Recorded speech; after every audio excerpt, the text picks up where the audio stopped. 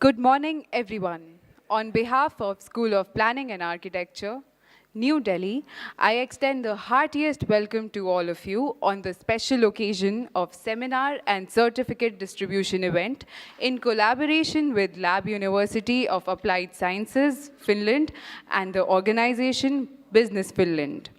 This collaboration between SPA New Delhi and LAB-UAS, with support from Business Finland, commenced in April 2021. Through this, the Wood from Finland Diploma certificate course was launched for the first time in India. In this program, participants of the field of academia as well as the industry got the opportunity to learn about the benefits of timber construction from Finland's experts. 51 students successfully completed the diploma certificate, which is equivalent to 15 ECTs, that is, the European Credit Transfer and Accumulation System. I request the chief guest and all the dignitaries to please take their seats on the stage to begin the session.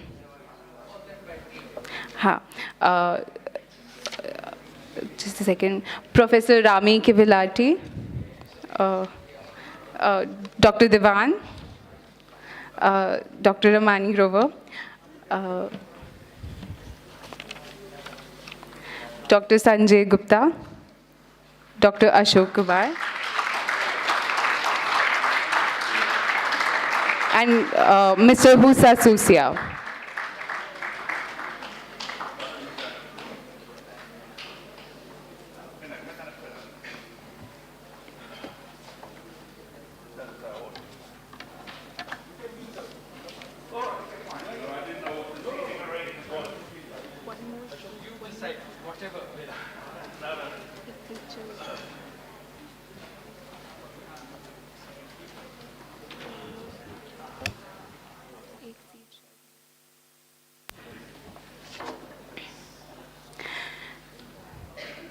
To begin the session, I would like to invite Professor Dr. Ashok Kumar, Dean Academics of SPA New Delhi, to please deliver the inaugural address.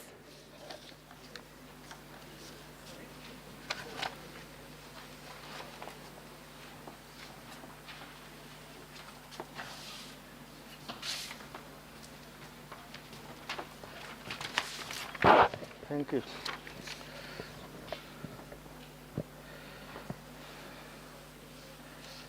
Thank you everyone for coming this morning.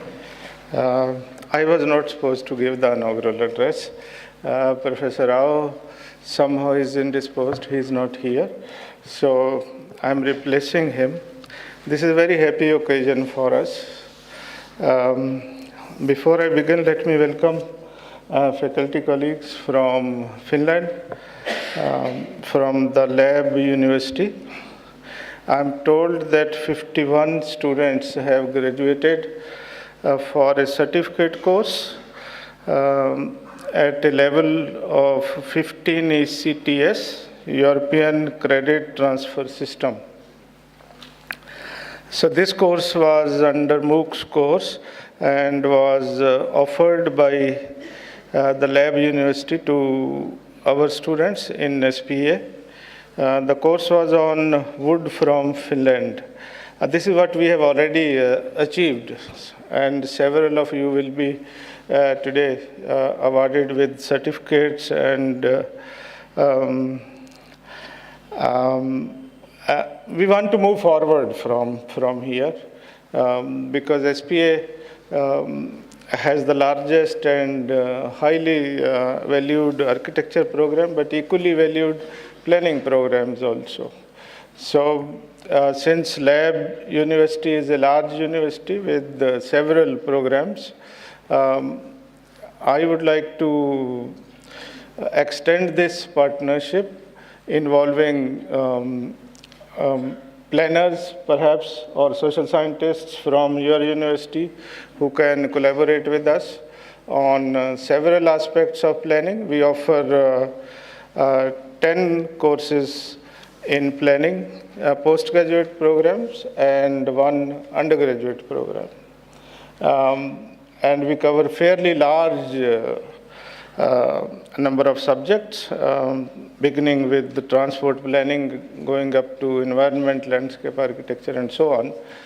So my job today as Dean Academic is to deepen and widen, to request you to deepen and widen this partnership that we have, and to continue and improve upon the partnership that we already have. So I welcome you again, and thank you, Professor Anil Diwan, for organizing this program. Thank you.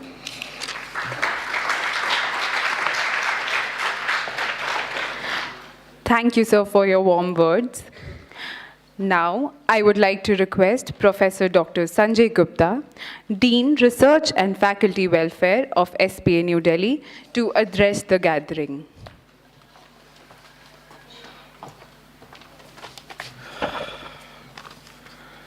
So, very good morning to all of you. Very warm welcome to Dr. Rami, Dr. Isa, and Mr. Dharmesh Sharan from well, Mr. Dharmesh Sharan is looking after the business Finland, but both the other distinguished faculty members from the LAB University of Applied Sciences, Finland, a very warm welcome and a very good morning to all of you. I think it gives us a great, immense pleasure to be associated with LAB University. Incidentally, we have signed an MOU with LAB University of Applied Sciences. It was probably in April this year. And one of the very important component of this MOU was to establish a framework for cooperation between the two institutes, and largely looking into 4 broad areas of collaboration: exchange of academic and professional knowledge, collaboration in research, joint participation in internationally funded projects, and besides that, any other activities. Some of it we were just discussing before we came in, how to kind of build this partnership. One of the suggestions was senior faculty from SPA should visit Finland, look up their university, explore opportunities of mutual collaboration, and which I'm sure our Finland university researchers would gladly accept that. And I do believe that such a possibility would happen in near future. Besides that, I think just for our guest here, SP is probably one of the leading premier institute in the country in the field of architecture, planning, habitation, and design, built form. We have immense amount of potential to conduct consulting and research possibilities. We have been doing a lot of work in the field of planning, architecture, design, build form, as far as consulting is there, and we also have a lot of collaborative research with some of the leading international universities abroad. So I think SPA becomes the ideal platform, or rather the institute which probably your university can collaborate towards a mutual benefit. And I'm looking forward to such possibilities in near future. With these few words, I would like to again thank you, and I would like to also thank Professor Anil Diwan and his team for inviting us and making this event a possibility. Thank you.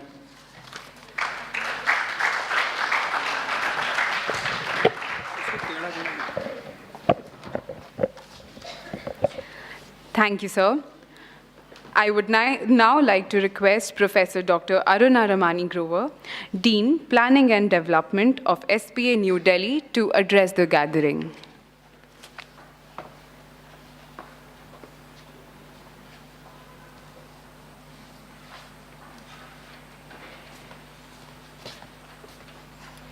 Good morning, all of you.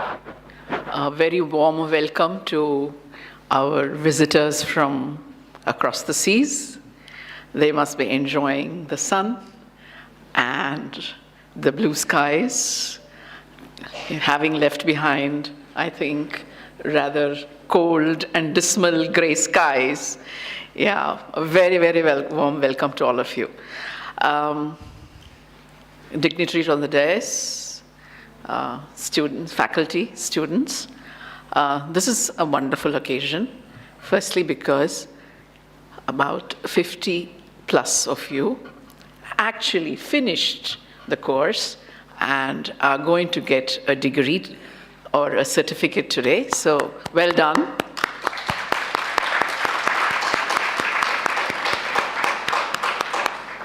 And I hope that this number is going to grow.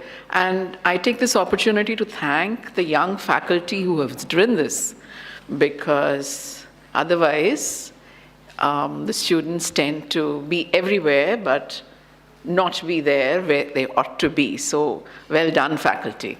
Great job.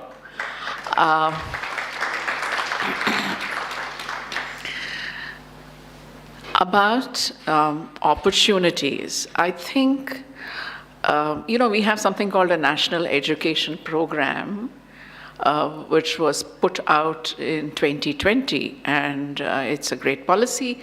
We are coming to terms with what its intents are, but one of the things it underlines constantly is innovation, critical thinking. And it also encourages multidisciplinary learning. So I think in one sense, India is poised for a great collaborative partnership with overseas, because we are beginning to look at education in a very, very different kind of a way. It's hands-on and it's multidisciplinary. It's going to be inclusive. And in that sense, this point in time is very, very significant. I was just sharing that next year we are going to be the largest population in the world. So in terms of markets, this is again, and when you have great population growth, then habitats have to be redesigned, reformatted, if you please, and which means great opportunities, not only for you, but for very many types of partnerships of many dimensions. And in that sense, SPA is in a unique position as a habitat leader. And as Sanjay has mentioned, we not only undertake education. Education is at the planning, at the undergraduate level. It is there we are also giving out a handful of diplomas when students wish to leave and continue something else. So we are giving out undergraduate diplomas, undergraduate degrees, postgraduate degrees, and doctoral degrees. And we are touching every aspect of habitat, from design to architecture to construction management to planning, from master plan of cities to delivering a small classroom in an obscure village in the frontier. So, and that happens by means of consultancy. We have our faculty other than teaching, it participates in consultancy.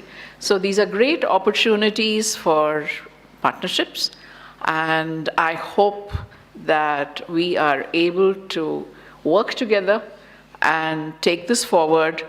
And I hope that the students are very conscious of these opportunities and you partner with the faculty so that your futures take on many dimensions, which perhaps something which did not happen, say, a couple of generations ago. I hope as students, you're going to participate actively and partner with the faculty to take this forward. With those few words, I'll say good morning and have a great event. Thank you.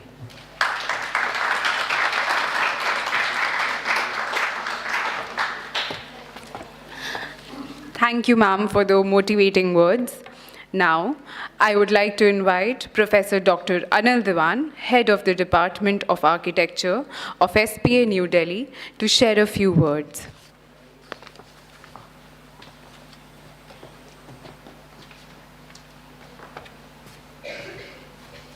Thank you. Thank you very much for the opportunity. So, I want to be very ambitious when I start. So, I would love that our students get an opportunity to visit the Finnish embassy here first.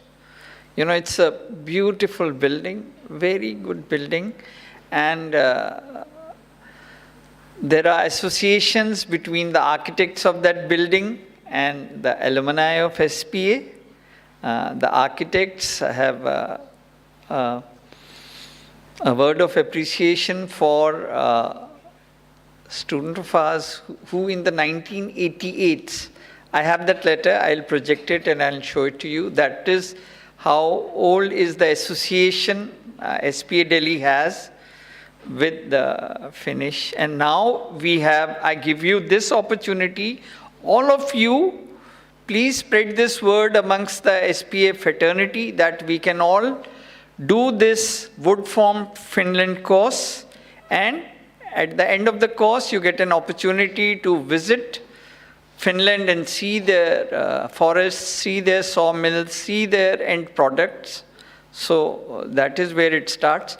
In this auditorium, I remember a Nokia exhibition. Once with the ID people, I remember Professor Chishti had organized it, and there were handsets and there were designs of the Nokia products here. So that happened some decades ago. And now we are, maybe 4 years ago, I had a big delegation from the Finnish Sawmills Association. They came here, they came to the director's office, and we had exhibitions here. So now what is my wish list? That maybe in the material testing lab, we could have an opportunity to test and see the various species of timbers and how do they perform. And we have experts here who want to talk to us about laminated wood and all the derivatives of timber and how they're used in log houses and so many other applications. We have bamboos, we have these timbers. So together, maybe a lot of innovation could happen. So, this is all I have to say. I wish you all the very best. And as Aruna ma'am had told us, in the new education policy, it is all about interdisciplinary, multidisciplinary, intersectorial team approach, where you do various teams from various cultural backgrounds. They come together, work together, and bring up something new to the body of knowledge. Thank you very much for this opportunity.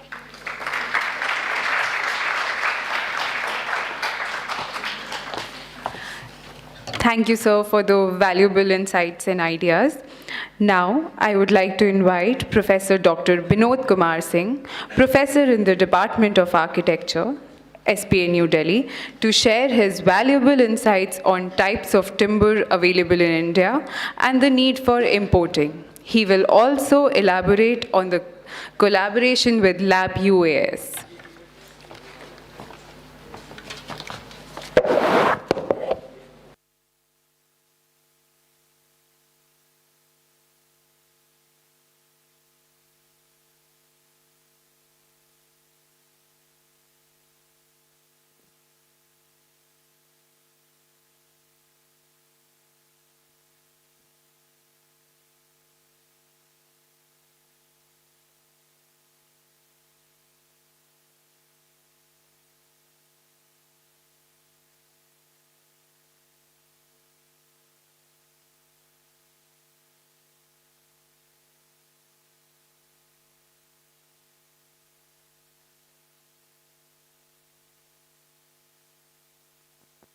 Okay.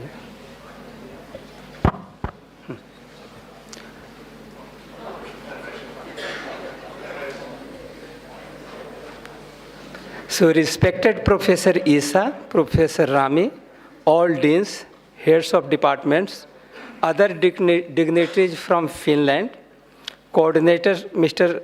Kusal Matai, my colleagues, and dear students. It is my great pleasure to highlight a status of timber in India. So if you see the total forest cover and tree cover in India is 24.62% of total geographical area of the country. So total forest cover is 713,789 square kilometer, and total tree cover, which is outside the forest area, is 95,659 square kilometer. So total carbon stock in country's forest is estimated to be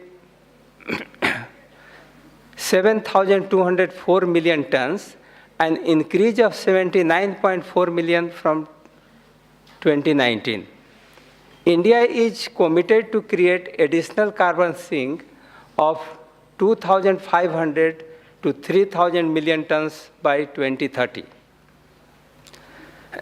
So if you see the forest type, so we have grouped it in 16 groups. So based on different types of timber, and about 109 species of timber from Indian origin is recommended for constructional purpose based upon engineering properties. So this one has been grouped in 3 categories. So group A, based on engineering properties like modulus of elasticity, above 12.6 into 10 to power q Newton per mm square, and flexural and tensile strength above 18 Newton per mm square, we have 16 species in country. Similarly, group B, modulus of elasticity above 9.8 into 10 to power q Newton per mm square, and up to 12.6 into 10 to power 3 Newton mm square, we have grouped under B. And they have about 76 species in our country. So like we have group C. So group C, we have modulus of elasticity of 5.6 into 10 to power 3 Newton per mm square. And flexural strength is 8.59 Newton per mm square up to 12 Newton per mm square. So group C, we have 99 species. And other species, we have lots of other species, but that is not suitable for engineering purpose, construction purpose.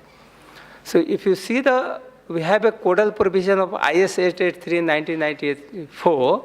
So they have tested all the 191 types of timber from different origin from the different states. And they have calculated their average unit weight, modulus of elasticity, permissible stress in bending, tension, shear and compression, perpendicular and parallel to the grain, durability class, and elaborate methods of structural design of all the timbers. But if you see the surge in import of timber from 1963 to 2011, it is continuously increasing. Due to the Supreme Court order ban in 1996 and other regulatory bodies, cutting of timber is very restricted in our country. So a jump of nearly 70% in demand for round wood in India in this decade, from 57 million meter cube in 2020 to 98 million meter cube in 2030, driven largely by the construction demand. Domestic production is restricted by the country's conservation-oriented forest policy. Surge in demand will meet by enhanced import of timber. To cater surge in demand, architects and engineers are required to be exposed with different kind of timber and its products and other than domestic products. In light of above, SPA New Delhi and had collaborations with LAB University through Business Finland. LAB University has already successfully conducted diploma certificate online courses. We are looking forward for more active exchange of idea, research, students, and faculty members for mutual benefits. Thank you.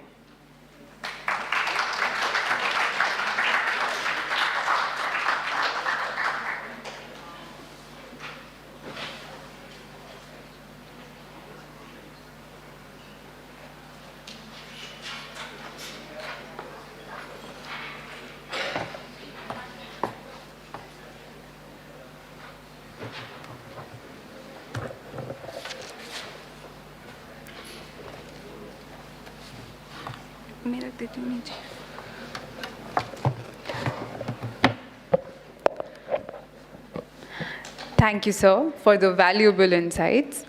Now, I would like to request Professor Rami Kivilahti, professor at the LAB University of Applied Sciences, Finland, to address the gathering. Professor Rami Kivilahti is a degree manager at the Distinguished LAB University and is also a member of the executive team of LAB Technology Unit. Please come, sir.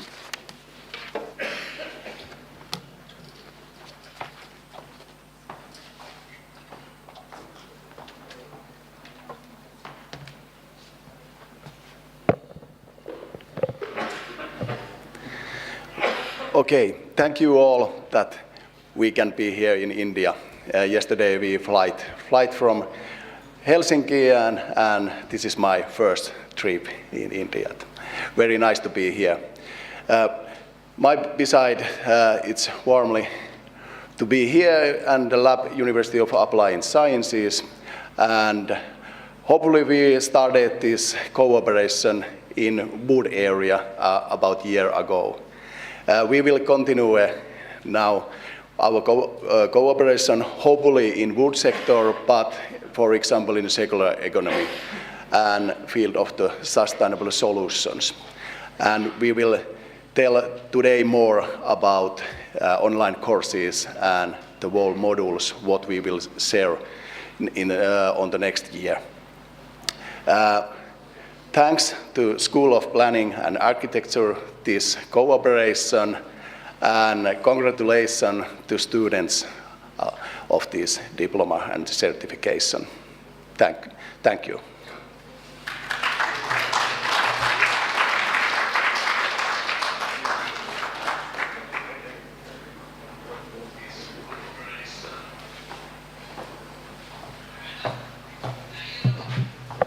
Thanks a lot, sir, for the warm words. I would now like to invite Professor Isa Mikkonen, LAB University of Applied Sciences, to please share a few words. He is a senior lecturer at the university and has extensive experience of global forest industries. He also plays a pivotal role in various international education programs.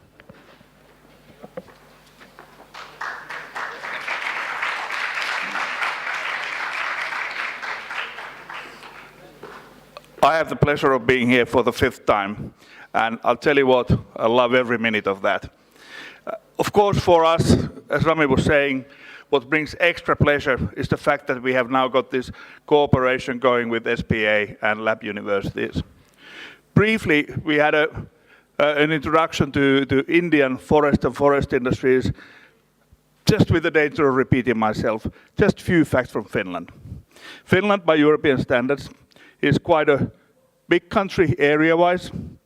Don't laugh, this is now in European context. Bigger than the British Isles together. Finland, population-wise, 5.5 million people, that's all. But we have plenty of forest. 75% of the land area is covered with forest. And it's sustainable forestry what we have there. So in the past 50 years, our forest stock has actually doubled. So we are a nation where I would say that our carbon stock has actually sort of increased.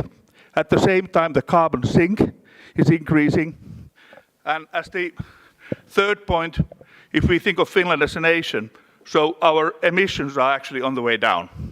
So we do know, well, at least we are giving it a good go when it comes to sustainability. So wood plays a big part in that.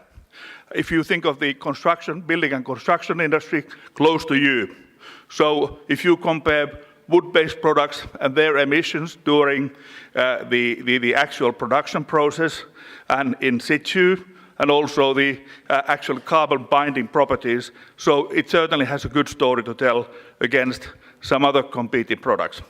And that really brings us to the next level, hopefully, and we have then the sustainability sort of brought to the forefront with the course which Rami will be introducing you to later on today.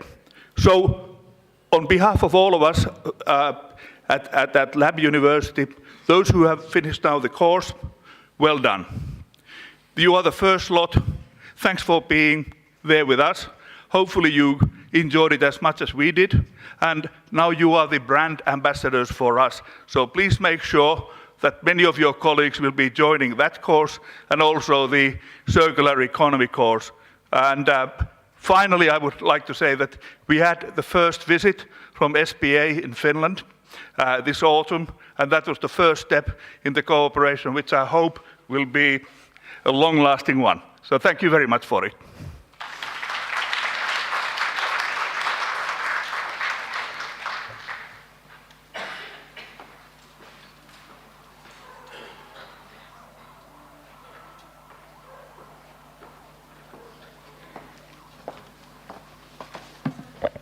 Thanks a lot, sir.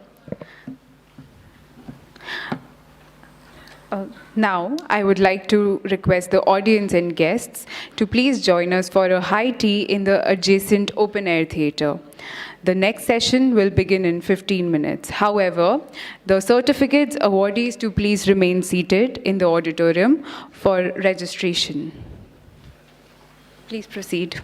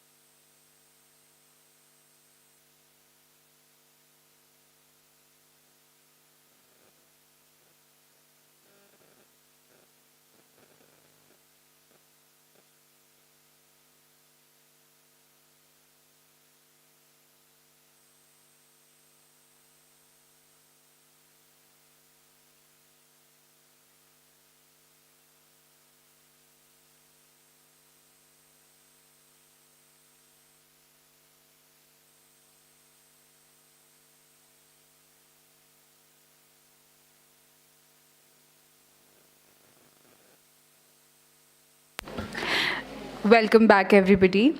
Now, I would like to invite our chief guest, Mr. Husa Susia, and our Honorable Director, Professor Dr. P.S.N. Rao, for the much-awaited certificate distribution. I would also like to invite my colleague, Assistant Professor Architect Ankit Kumar, to announce the names of successful candidates of the program.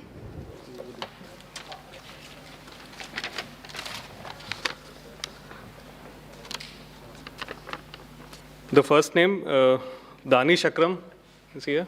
You can come and collect your certificates.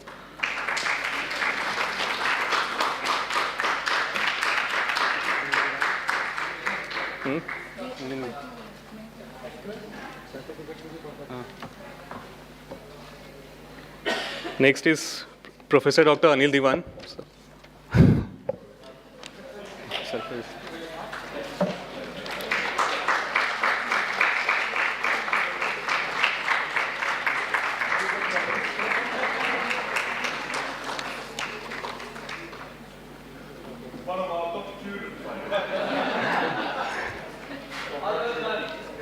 Next is Nanda Dhanwada.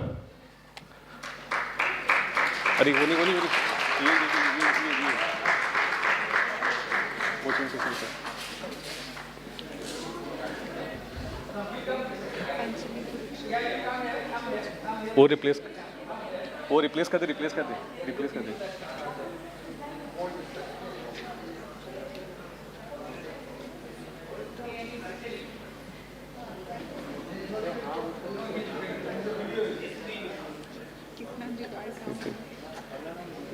हाँ.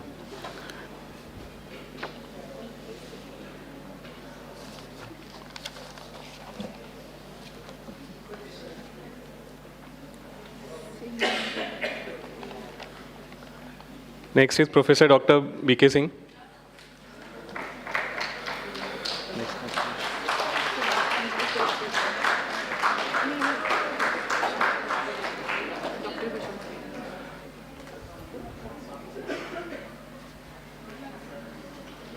Next is Dr. Kushal Mathai.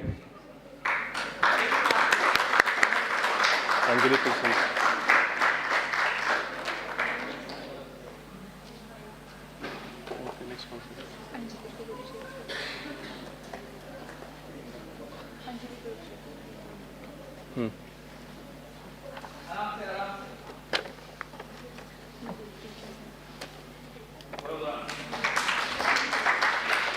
Next is Anjali Kulshresht.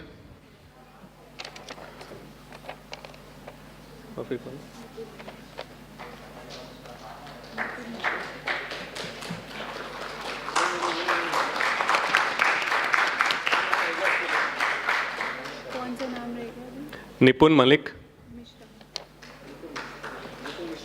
Nipun Mishra.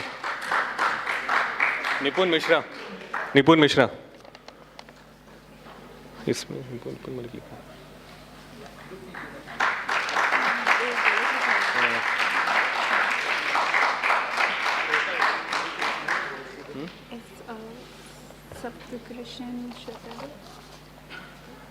अंश Sharma.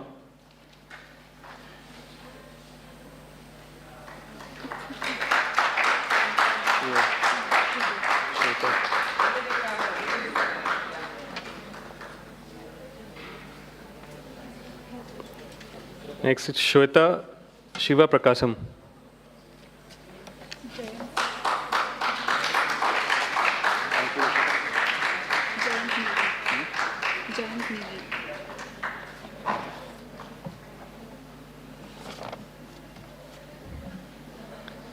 Jayant Negi.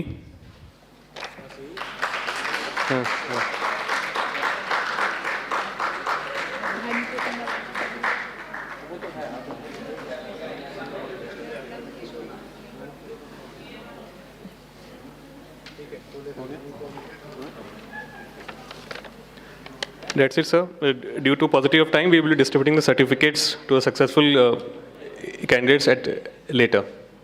Thank you very much, sir.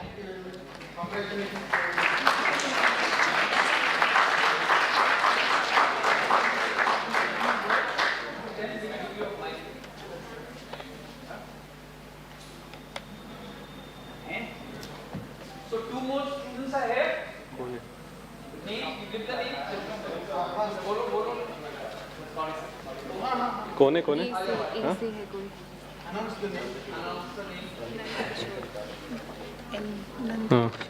Next is Nandkishore Krishna Kumar yes ma'am certificate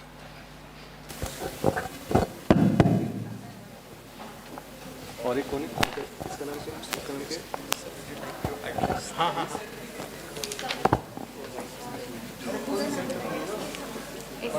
अरे कोई भी certificate दे दो कोई भी दे दो कोई भी सर्टिफिकेट दे दो बाद में चेंज कर Samita SK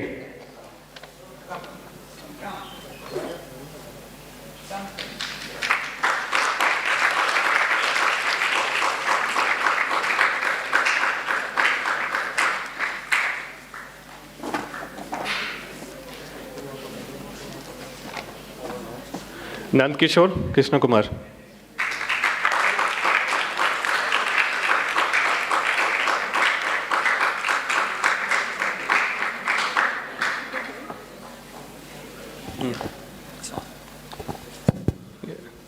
Yeah, so hearty congratulations to all the participants who have received the certificates. They've done the course, they've gone through some examinations, and then they've got the certificate. So this is a good beginning. I think India and Finland having a very good relationship. Very recently, our Minister Dharmendra Pradhanji, he also had a meeting with the Minister of Education from the government of Finland. And there was an item in the newspaper wherein our education minister has said that India and Finland should take strides together. They should collaborate, sign MOUs and do some courses together for mutual benefit. So I think we are already echoing the of the minister, and we've started this partnership quite some time back, and our faculty members and students, they've also visited Finland. In our country, wood is a very serious issue, and use of timber is banned by the Ministry of Environment and Forests. Also, the Central Public Works Department, in none of their projects they use timbers. But then you have alternatives, and you grow timber over a long period of time, and so this is a different, it's opening a new chapter for us as an alternative building material. And India, we are not used to using timber for house construction so much. But probably this will now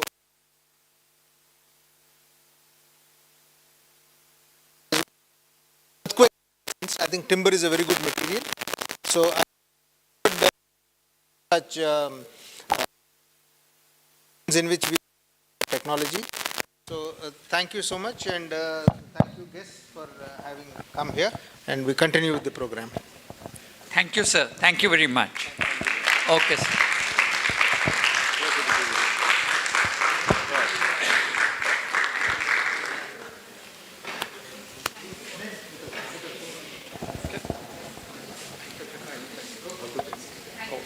Thank you so much.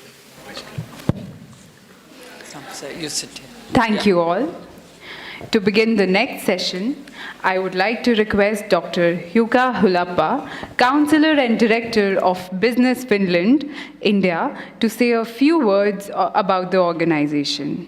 It is an organization fostering collaboration between companies and research groups, creating an international ecosystem designed to drive innovation and growth for new businesses.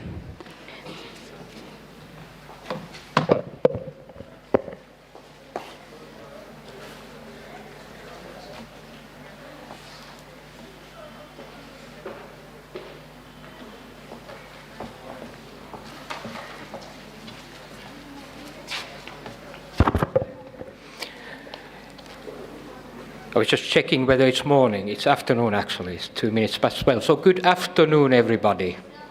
Good afternoon, my dear friends. Yesterday, actually, we celebrated the 105th Independence Day of Finland. And today we are celebrating the diplomas, the passing of the course of many Indian students. So it has been a week of celebrations. I'm very happy for that. Also for me personally, this is a very big celebration because my boss Jusa landed this morning to Delhi from Helsinki. He is usually stationed in Beijing looking after whole Asia, but now he came from Helsinki, so a very big celebration. Independence Day, this event today, my boss is here. Next week we will have one minister, we will have one Santa Claus, we will have one former president, so full of celebrations before Christmas. So Business Finland, the organization which I represent, has 5 mandates from the Finnish government. 5 mandates. It's a governmental organization. Number 1 mandate is export promotion, helping Finnish companies to export. Number 2 being invest in, so we are the invest in arm of the Finnish government. It's our role to attract foreign direct investments to Finland. Number 3, tourism, so we manage the Finnish tourism board called Visit Finland. You are all very welcome to visit Finland. By the way, you are very welcome to visit our embassy, which was also mentioned. It's one of the finest embassies that we have globally. Number 4, we also look after all the innovation funding for Finland, for Finnish government. Our typical annual funding is about 700 million euros. And then 5th, last but not least, something that I think I will be speaking in 15 or 20 minutes, another talk about talent attraction, how Finland is attracting talent. And we all know that kind of short-term export promotion is very, very straightforward. But I think what we are doing here today, we are playing a longer game. You know, when we are now increasing the understanding and knowledge about Finland, how to use Finnish wood, for example, eventually that will increase the business, the relations, the trade, the people flow between Finland and India. And actually, I'm also very surprised how fast things have gone forward. Usually what happens, especially when government is involved, that we sign some sort of MOU and then we start to think what will happen, and then it can take years. But considering that for example, the MOU between LAB University and SPA was signed in April, and now it's December, 7th of December, and more than 50 students have passed the course, which means that things have gone forward extremely fast. And I'm so happy. It kind of gives me the confidence that this collaboration will go forward in a wonderful way in the future. I think I want to highlight few people here. I'm not sure if they are here. Mr. Darmes from my team. They probably went out. And also Dr. Kushal from SPA. Can you please stand up? So he has been instrumental for this collaboration. Thank you so much for your hard work. Thank you. And of course, Professor Esa, you have been amazingly instrumental as well. So again, I think it is a celebration today. Thank you for coming to this event. Thank you, Jusa, for coming all the way from Beijing and Helsinki here. And let's have a good day and let's celebrate. Thank you.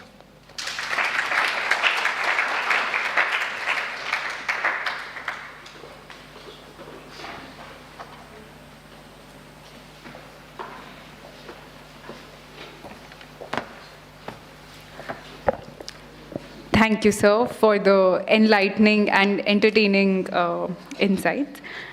Now, I would like to invite Mr. Husa Susia, our chief guest for the occasion, to address the gathering. Mr. Husa Susia is the Senior Director and Head of Region of East Asia and India, Business Finland.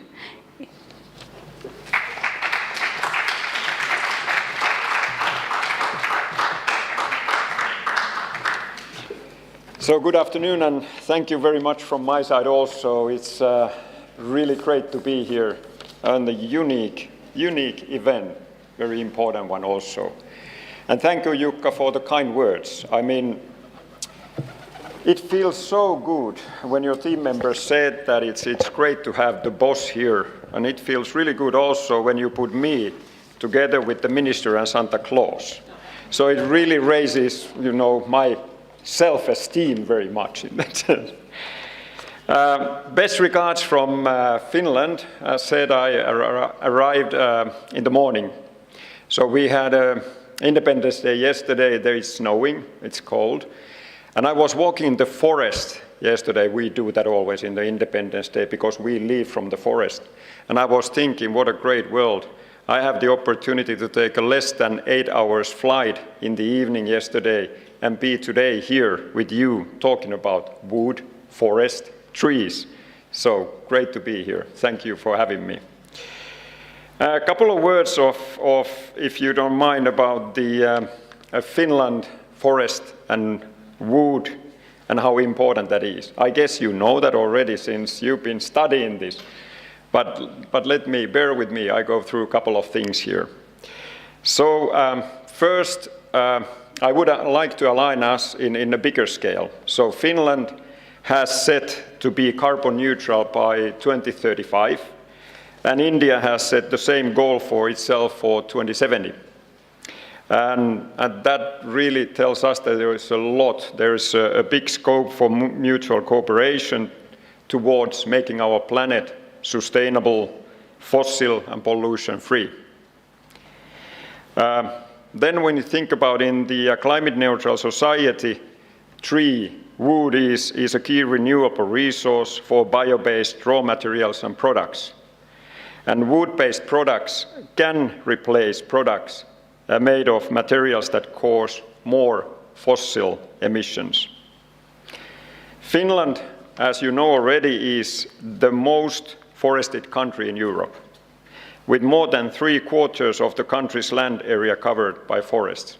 As professors already testified, 70% of our land mass is covered with forest. In Finnish regeneration felling, cutting the trees, 4 new tree seedlings are planted for every 1 tree harvested. Finnish sawn timber is a slowly growing species in the northern climate. The Finnish sawn timber is not only strong, it's dense, it's beautiful, but also ecologically sustainable choice for many different uses. Finnish forest industry has 20% share of the value of Finland's total exports. It is a crucial thing for us.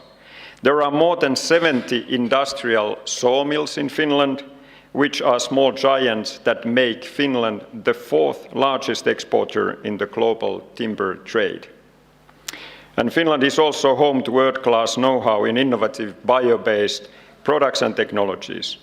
Finnish research represents the cutting edge of global bioproducts, leading the way to a carbon-neutral future.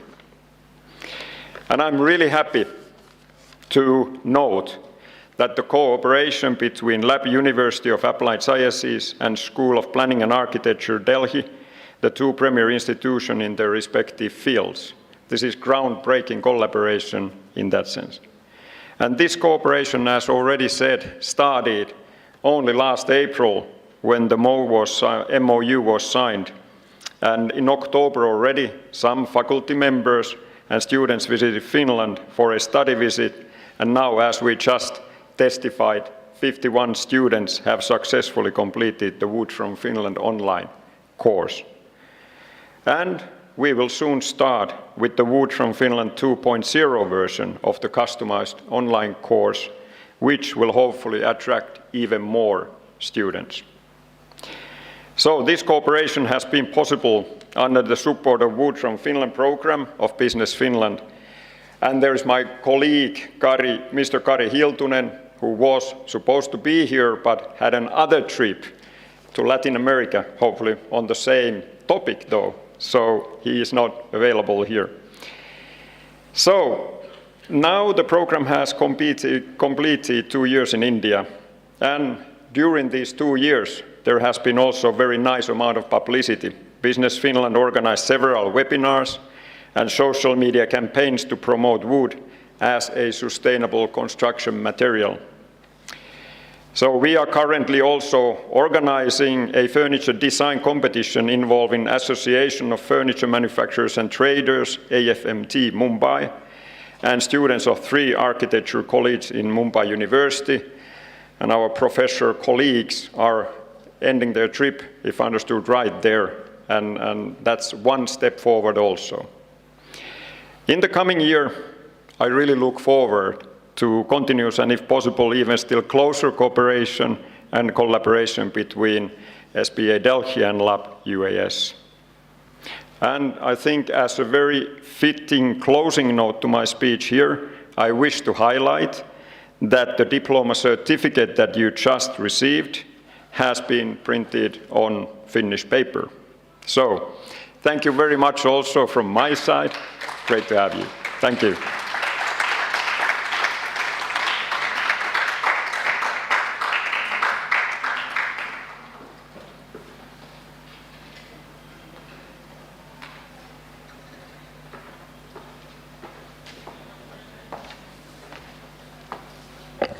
Thank you, sir, for the valuable insights. Now, on behalf of the budding professionals and eager students over here, I would like to request Dr. Huka Hulappa, Counselor and Head, Business Finland, India, to throw some light on the Talent Boost program, an initiative by Business Finland. Talent Boost helps companies in Finland to recruit international professionals and develop multicultural organizations.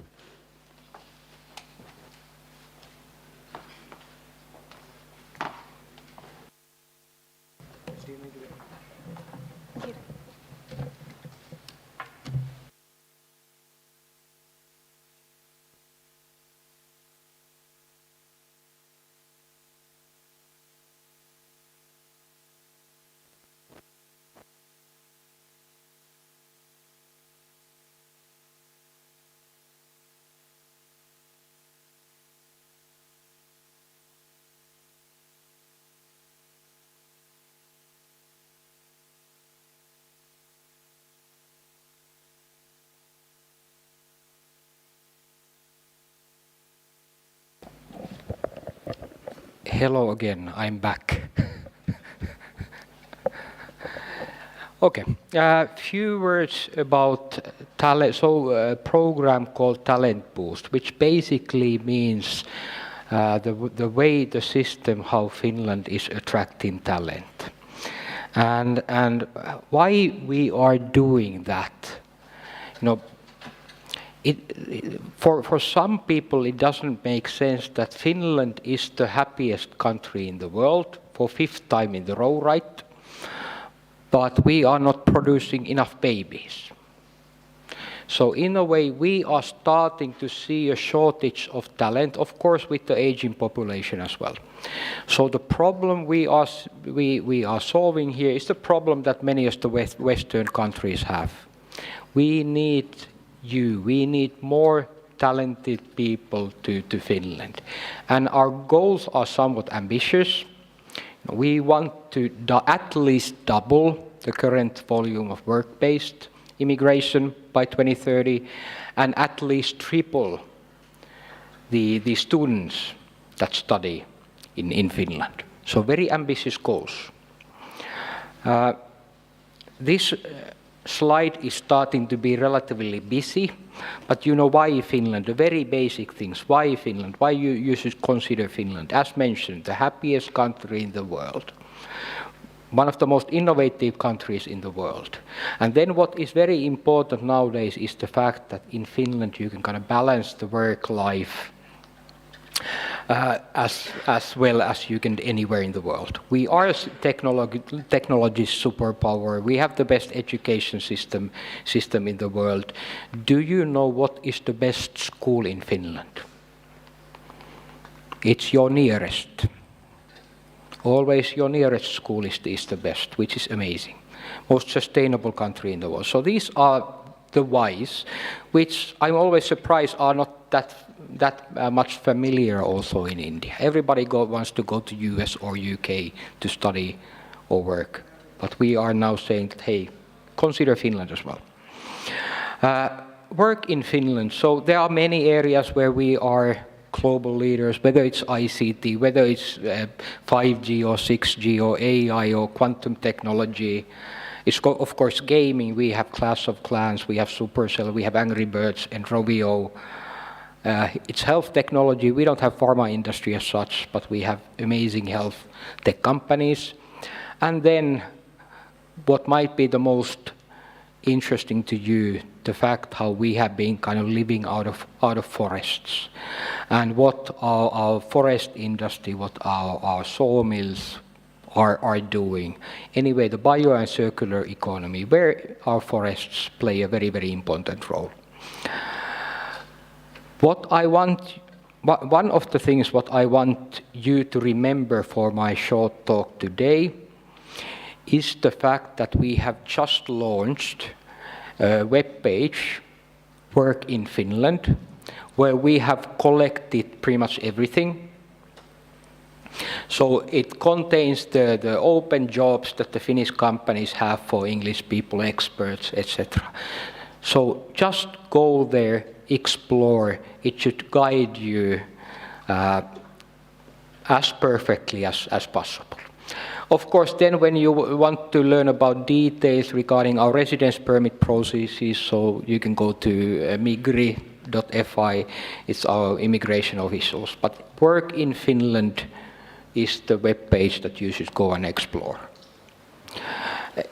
We are very innovative in studying. It's the same thing. Study in Finland is the web page you should go, where we have collected all the information, how you can tap into the more than 500 degree programs that we have in English in our 13 universities and more than 20 universities of applied sciences.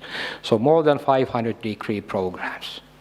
All of these you can find from Study in Finland.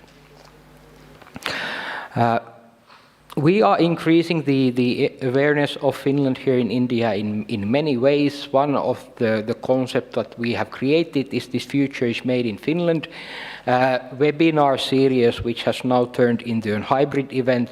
So for example, next Friday we are doing, on 16th, we are doing an event in Mumbai, together with IIT Bombay, together with Mahindra. We have the Mahindra leadership there to talk about Finland because they have foreign investments. We have Nokia leadership there to talk about Finland. We have Santa Claus there. We have our Minister for Employment. You can register to this and you can watch this online. Maybe one more thing is our startups. And we have created the mechanism how a startup entrepreneur can get a 2-year residence permit in Finland. It's extremely straightforward. Just hit the Google Business Finland as startup permit or go to this www.businessfinland.fi/startup permit. So anyway, besides attracting experts and blue-collar workers individually, we want to get more startup entrepreneurs to Finland. I wanted to keep this very, very short. Work in Finland, study in Finland, startup permits. We need good people. We need you guys. Thank you.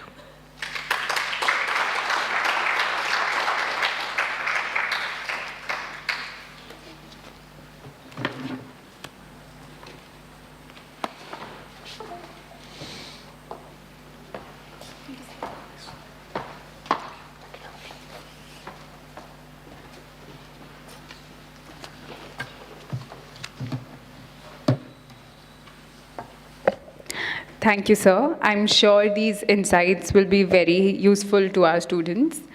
And now I would like to invite Professor Rami Kivilati, LAB University of Applied Sciences to throw some light on circular economy, a sustainable model of production and consumption, which is an increasingly important concept for today's world. Thank you, sir.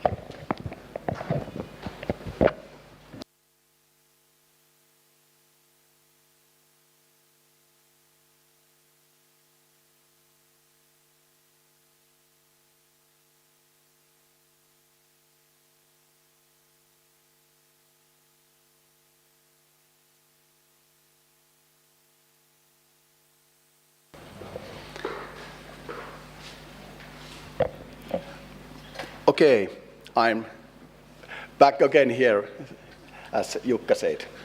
Okay, and next one, it's easy to continue previous speakers, because what we will offer next to all of you. We came from LAB University of Applied Sciences, and we are working on the Faculty of Technology.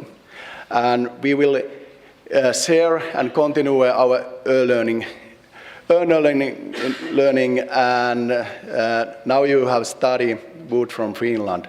But the next one is sustainable solution area, and our department in the technology is environmental engineering. There's shortly just a couple of more our bachelor level engineering programs which you can choose in complementary studies if you will continue your studies to full degree. We have, for example, industrial information technology, in English, industrial mechanical engineering. We have online sustainable solution engineering program. This is started a couple of years ago, and so on. But next, what this is. Here's only our two links. You can now go, for example, this sustainable solution courses website, and you can register it now. And this will start the end of the January. And yeah, what is the idea of this, what we will offer? Idea is that we build the whole program. We offer the choice that you someday you can move to Finland and study in Finland and work in Finland. We will do this together with companies, and of course, how Jukka said, Business Finland is of course in the background in the whole country and so on. But anyway, every week and daily we cooperate with the companies and so on. So we try to find the solution, for example, in sustainable area. Not just keep the courses and share the theoretical things and so on.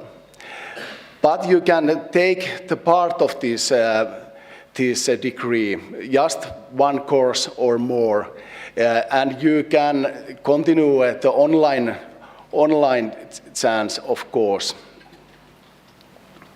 We will share this program all over the world, and we will start now our marketing in the social media and other digital channels. This is anyway the first place where we is talking about this like face-to-face. And we are happy that we can start from here. The first course is like a teaser. It will introduce you to this whole program for whole big area about sustainable solution and circular economy. And after that, there is coming 4 modules next year, and those all together 60 credits, and all is free. those 60 credits online. But if you select the way that you come to Finland and you are selected to study in Finland, the next we have boot camp, and we can use our laboratories.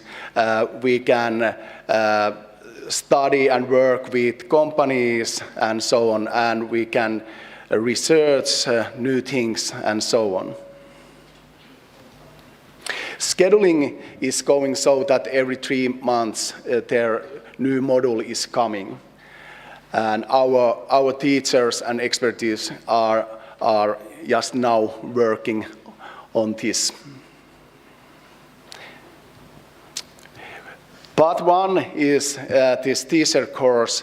Just the questions is over at all about principles of sustainable and circular economy, why this is so important thing to the whole planet. What is this, for example, digitalization, for example, machine learning, AI, and that kind of things in the field of the circular economy. What kind of technologies we can use, but this is not only technology thing. What is our systematic approach on this field, and so on. There is many questions, and this is just the overview, the whole degree, but same time overview the whole thing.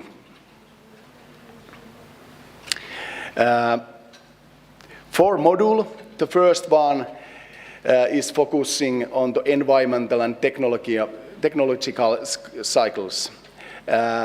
We have biological and we have material technological cycles. Of course, we can some of our waste use again and again, and so on. And what is our climate change and sustainability problems and challenges. And shortly, the next one, second module, is coming next spring too, before summer or on the June, focusing material waste and water management, and the field of, for example, recycling and waste management. And for example, we can use cases what we have done and what we are doing with companies and with our researchers. So we will study like real cases, not only from books or other materials. And one module, overall, the digitalization, digital tools and methods in this field. We will done applied projects, and of course we are in the field of the Industry 4.0. And fourth, advanced green technologies in spring, not in spring, in autumn, and again company cases and Finnish practice.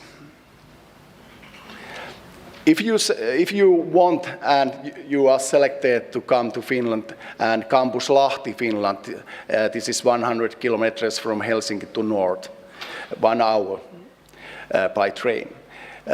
Boot camp, there we have real cases, RDI projects, excursions, company projects, and so on. We use laboratories and every week working on the projects. Next one, part 3, if we and you continuing for the full bachelor's science degree at Lahti campus, there can be included trainings for example 30 credits on the companies or in the researching some new things, for example, biomaterials. We can include complementary studies for example, the field of automation, wood, ICT, construction, and so on. For example, 15 credits. And of course, in the last one is thesis, some bigger last projects to deeply examine something in this field.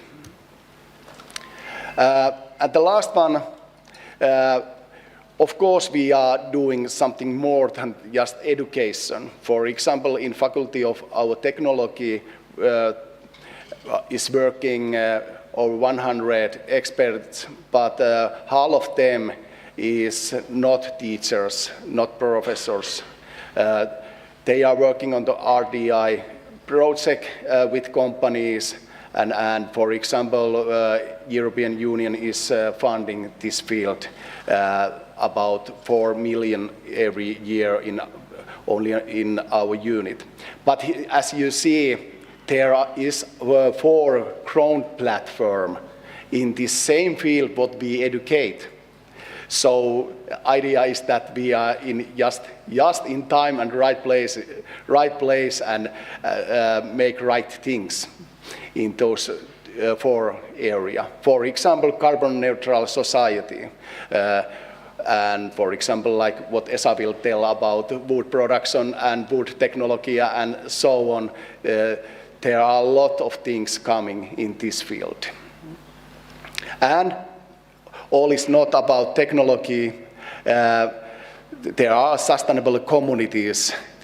That is very important thing. How do we all react this problem in this planet? And there is a horizontal approaches, for example, mitigation of climate change and security of supply and that kind of things. Yeah, but short way, we offer different choices to start studies in circular economy online and free first. And here is again our links if you want to take the last one. Okay, thank you.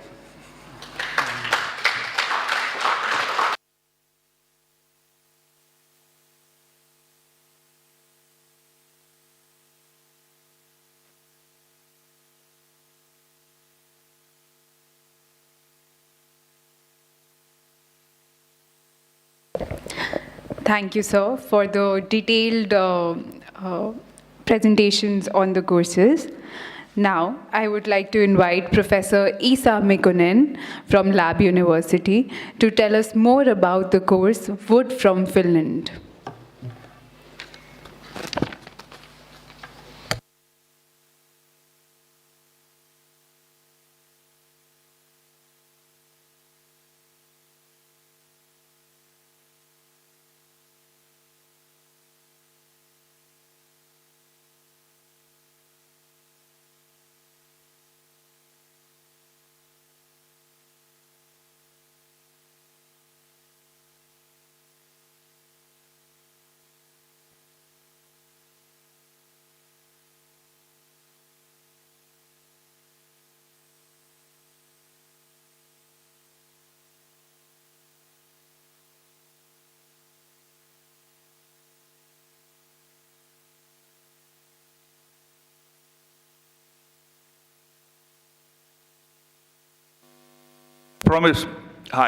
I promise I'll keep it short as well. You've been a very good audience, and I'm just sort of recapping the main points regarding the Wood from Finland course. As we have been saying, Finland is a very forested country. It means that wood, forests are everywhere. When it comes to our education, so that has also been split according to certain sort of task areas. And what is LAB's field is actually, we are the only wood technology university in Scandinavia. And what we are doing is that we start from the forest, we start with the raw material, those forests. What it is like raw material, how we utilize every single part and piece of the tree, and how we also utilize then the byproducts from the trees. From that, we move on to production, processes, latest technologies and such. And then we go into products, we go into logistics and market. So that's where our, you could say that, area ends. Then we have different institutions in Finland like yourselves taking care of the architecture. We have different ones taking care of the sort of engineering when it comes to the products and so on and so forth. So I think that's very important to bear in mind. But the fact that we are specializing in the area where we are in means that we have people coming in, just like from yourselves, from architects, universities and so on, to learn more about the products. So, and what has been emphasized over here is that you had a ban on the use of wood. So obviously, there's been lots of things sort of happening, especially in the past 25 years, the emergence of engineered wood products and so on and so forth. So that's where we feel that we perhaps would have something to offer to young architect students, for instance, so that you would know that what sort of options would be available either locally or as an imported fashion, and maybe possibly in the future as a kind of cooperation, sort of Indian-Finnish work together. So with this one, you know most of these points already, but what I would say is that, Finland, they're the second northernmost country in the world, and yet we are number 4 exporter of wood products, although we have less than 1% of world forests. So don't get depressed about the fact that, we are living in a cold country, it's -6 right now and so on. I'll tell you, it gets -36 at some point, and yet we are surviving. The economy, the industries, the universities, they are running 365 days a year. So what keeps us going in Finland is that we can't compete with price.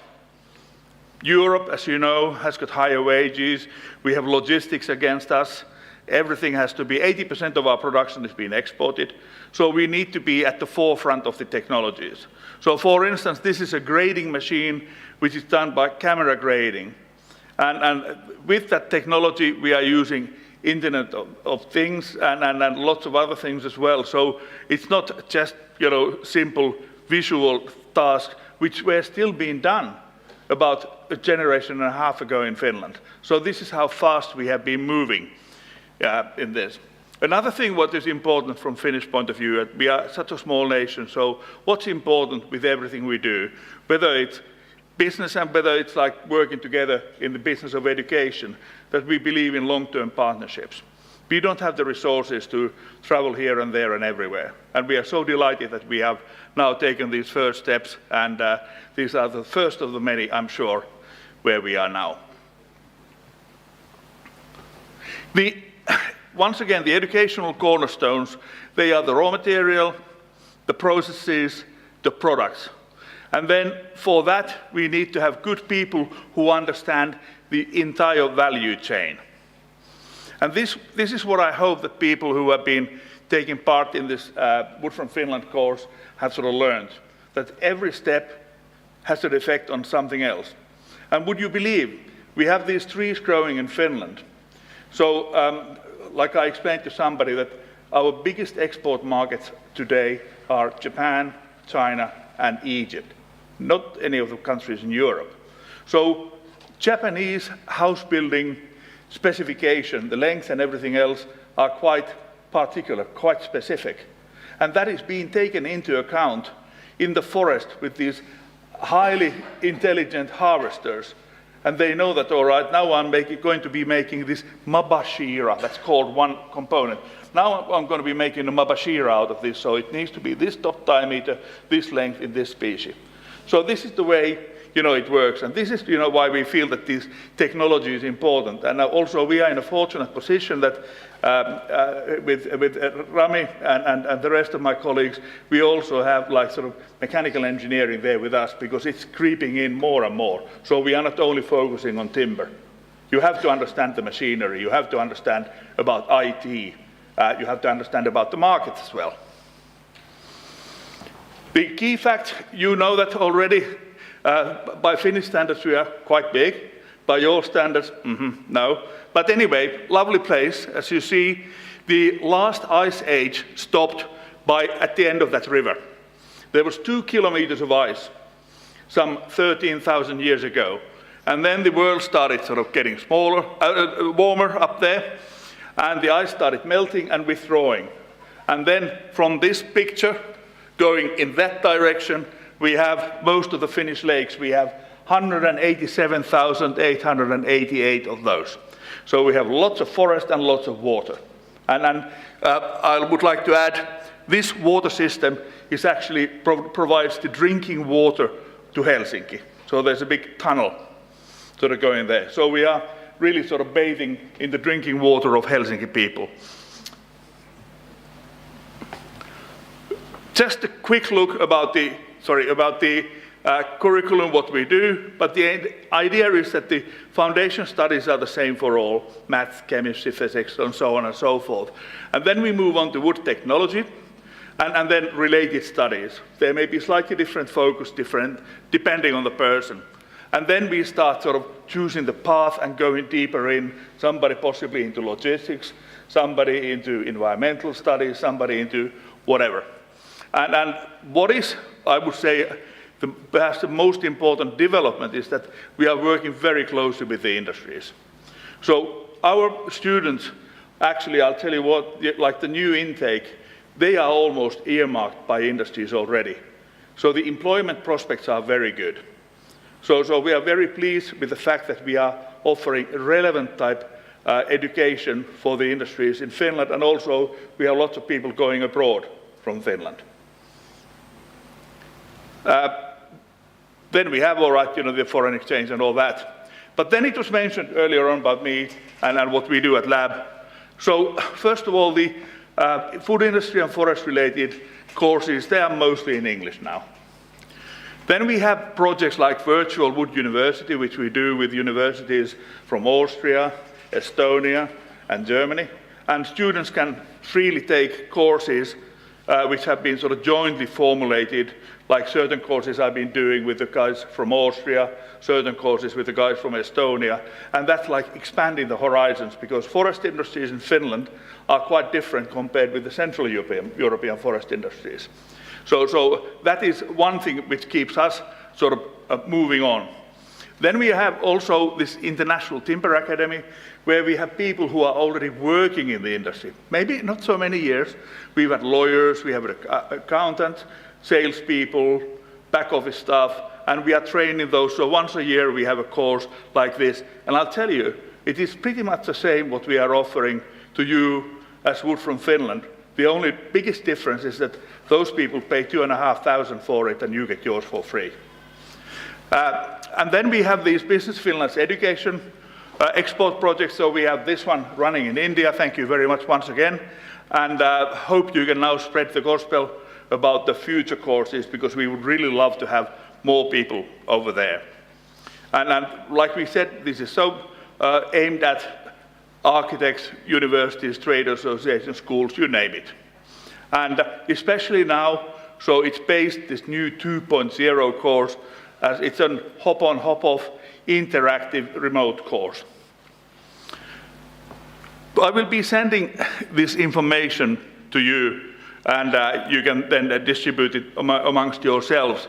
But essentially what is changing now is that we have done everything with the sort of 21st century sort of methods and systems. So you enroll on the course, and after that you do the first bit. You are automatically tested here and there. Once you pass, you move on to the next bit, and so on and so forth. And you can do it at your own pace, but we have created it in such a way that in about sort of 3 months, together with all your normal studies, you should be able to sort of get through that course. So it is, the contents are pretty much the same as they were in the original course, but this is now, I would say, that a huge step forward when we talk about it. So finally now, telling you again, what we are sort of talking about it there. So we talk about the forestry, we talk about the sawmilling, panel products, and global wood business. So highlighting really, again, the products and the opportunities over there. And what is great with you as architectural students is that you have new ideas, and especially as sustainability, reducing emissions and everything else is very much at the forefront here as well. So I think that wood will be offering lots of opportunities. So if you, by the way, ever have any questions, further questions, I'm sure your professors are very good at helping you, but you're always welcome to contact us as well, and we can see if we can be of any assistance there to you. There's a little video on that. I will be sending the link to you, and you can then circulate it among the students, just explaining in 3.5 minutes how this new course works. Like I said, it's sort of simplified the thing, and it's, I think, made it more interesting for the students to participate. So those are, again, the facts which most of you know, all of those by heart, so I won't be repeating that, but I would say that when it comes to sort of wood sustainability and everything else, so we have a really good story to tell. And linking on to what Rami was saying here, circular economy is a very important part. We are linking, if you think of the forest products and sustainability. So timber is not only renewable, it's also reusable. Okay, reusable. So therefore, really, I would suggest that you can go and enroll on this circular economy course as well. Do that 5 credit point thing and tell your friends as well. I think it will be really expanding your horizons. So I wish you lots of interesting hours, in these fields. And like I said, we are delighted for those who have already done the courses, and we are welcoming with open arms the rest of you. Thank you very much.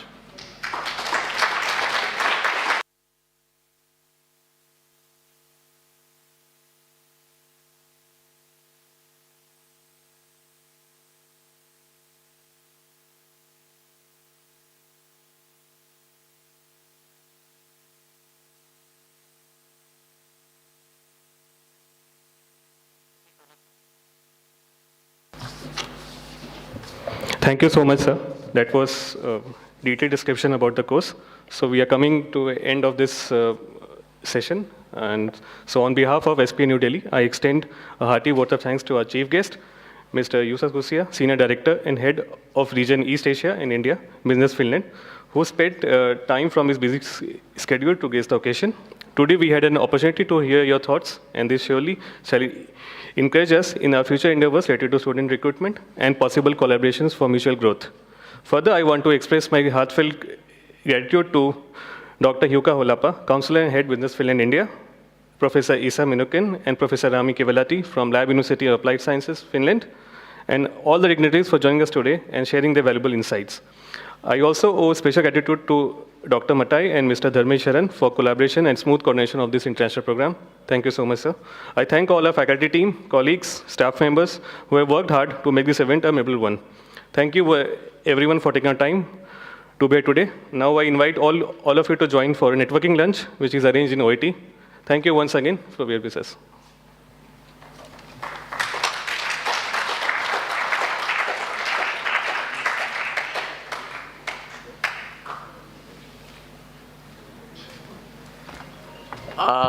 Thank you. So lunch is running a little bit late, so we can do networking by that time.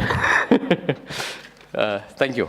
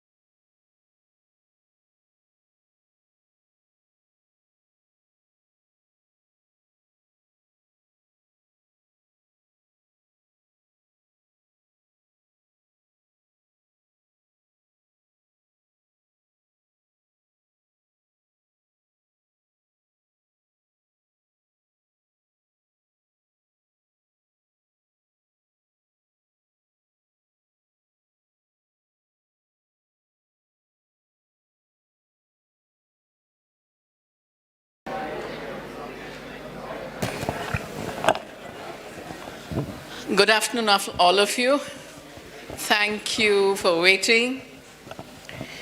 And it's wonderful to see you here. We'll keep you for exactly 40 minutes and then let you go to do your final submissions. I know it's a tough call to be here, and so a special thanks.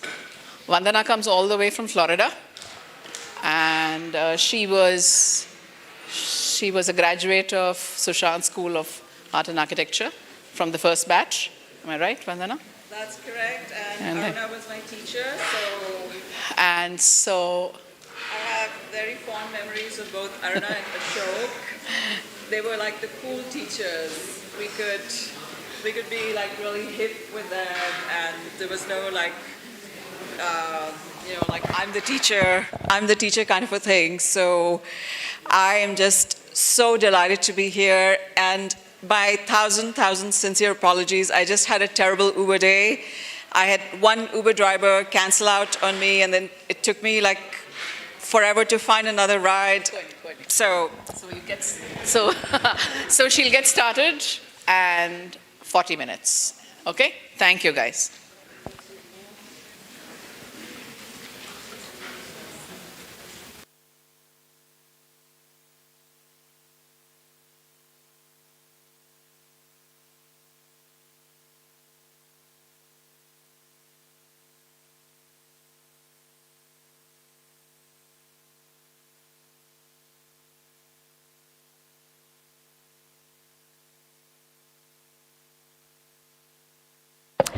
Okay, I'm so delighted to see all of you here, and I know this is a very busy time of your semester. So my presentation is being downloaded from email. So while we are doing that, let me ask you, like, how many of you, can I have a handheld mic? Like, I feel like I'm not connecting with the audience. Why don't you come down? Yeah.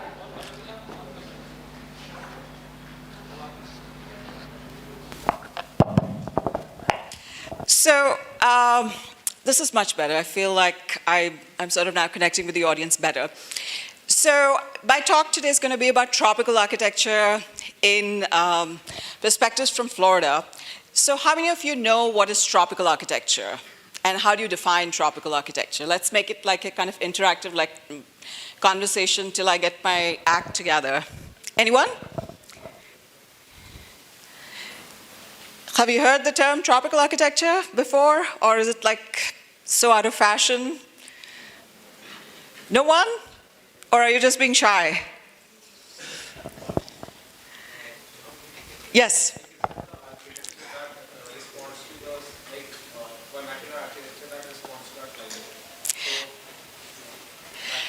That is one sort of kind of tropical architecture, but tropical architecture was a term that started appearing in 19th century hygiene manuals. So, when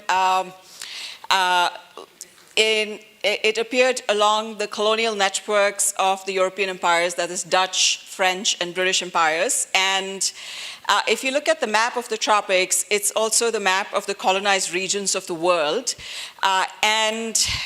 When the Europeans started colonizing these territories, they realized that their architecture, which was kind of like with thick masonry walls, was kind of designed to trap in heat.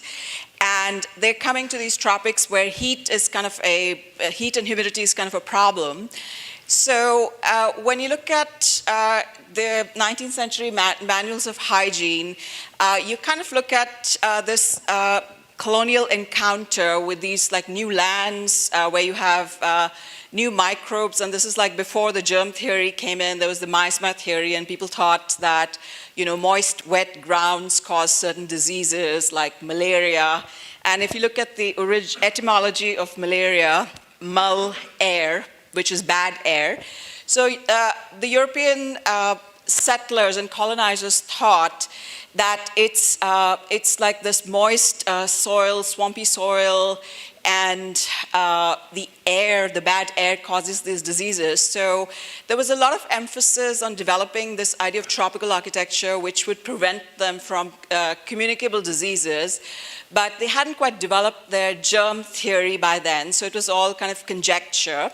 So you have this term that starts appearing in the hygiene manuals, and now we're going to like fast forward very quickly to the 20th century, the beginning of interwar period and the beginning of modernism. So let's list a few like modernist architects between, let's say, 1910 and 1939, the beginning of the Second World War, like, or 1914, like interwar period. Anyone? Come on, 30 years.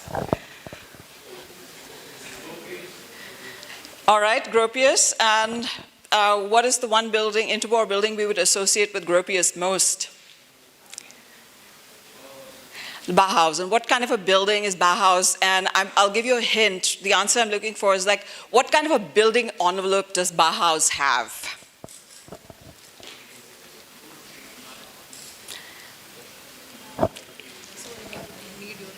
Okay. All right.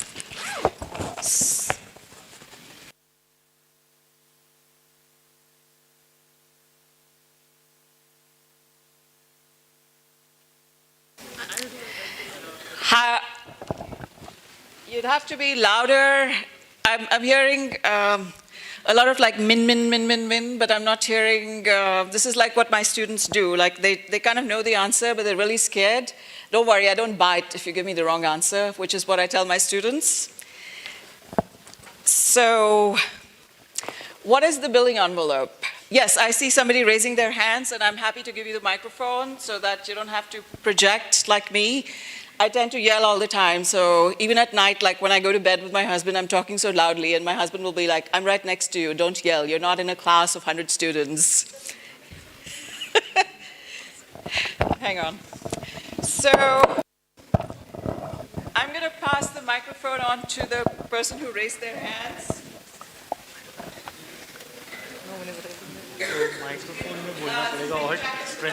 Pink jacket at the back.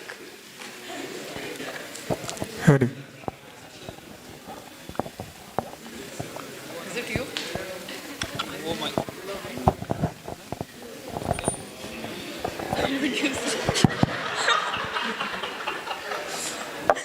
What is that? Okay, here's the thing. Let me put my phone back. Yes, what was the answer? Minimal. So it's a minimum kind of envelope with very little ornamentations. Very little? Like no ornamentations at all. Okay, that's the aesthetic of it. How about the materiality and the climatic aspect of it? Sorry?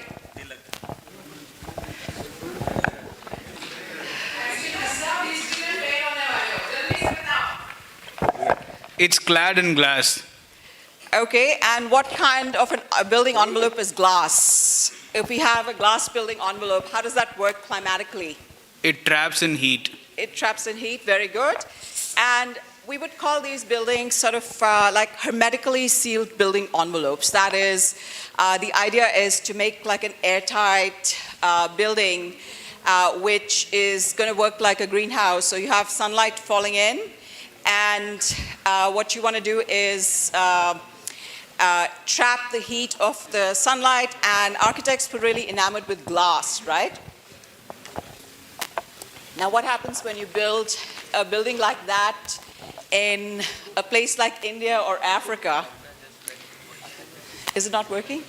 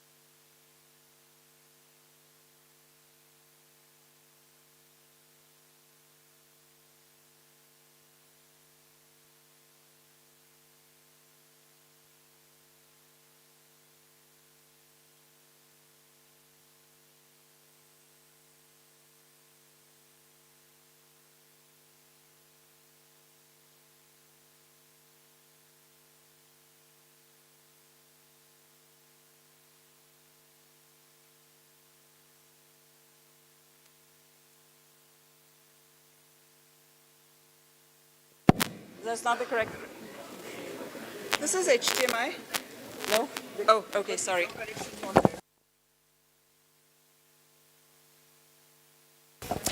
All right, रुकावट के लिए खेद है. I guess you don't know what that is. Like, this is something for the generation who grew up watching Doordarshan. Do you know what Doordarshan is? All right, so they would have this banner that, you know, they would like, their signal would disappear and then you'd see this Doordarshan logo and that would say Rukavat ke liye khed hai. So I guess that's a joke for Aruna and my generation, not for yours. But anyway, pardon the old fart humor. So we're looking at like these buildings that have very, very tightly sealed building envelopes, and modernist architects in the 1930s from the Dutch,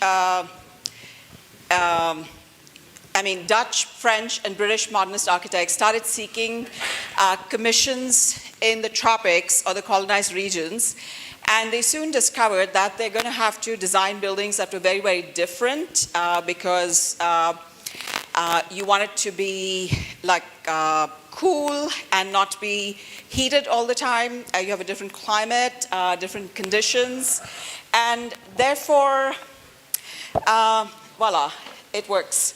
So,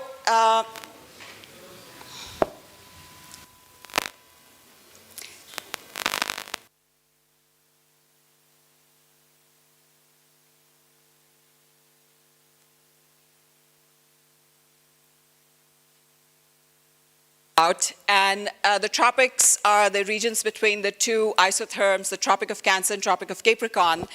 And do you know which book this map comes from? Does anybody recognize? It's a very famous map in, anyone know this book, where this comes from? Tropical housing.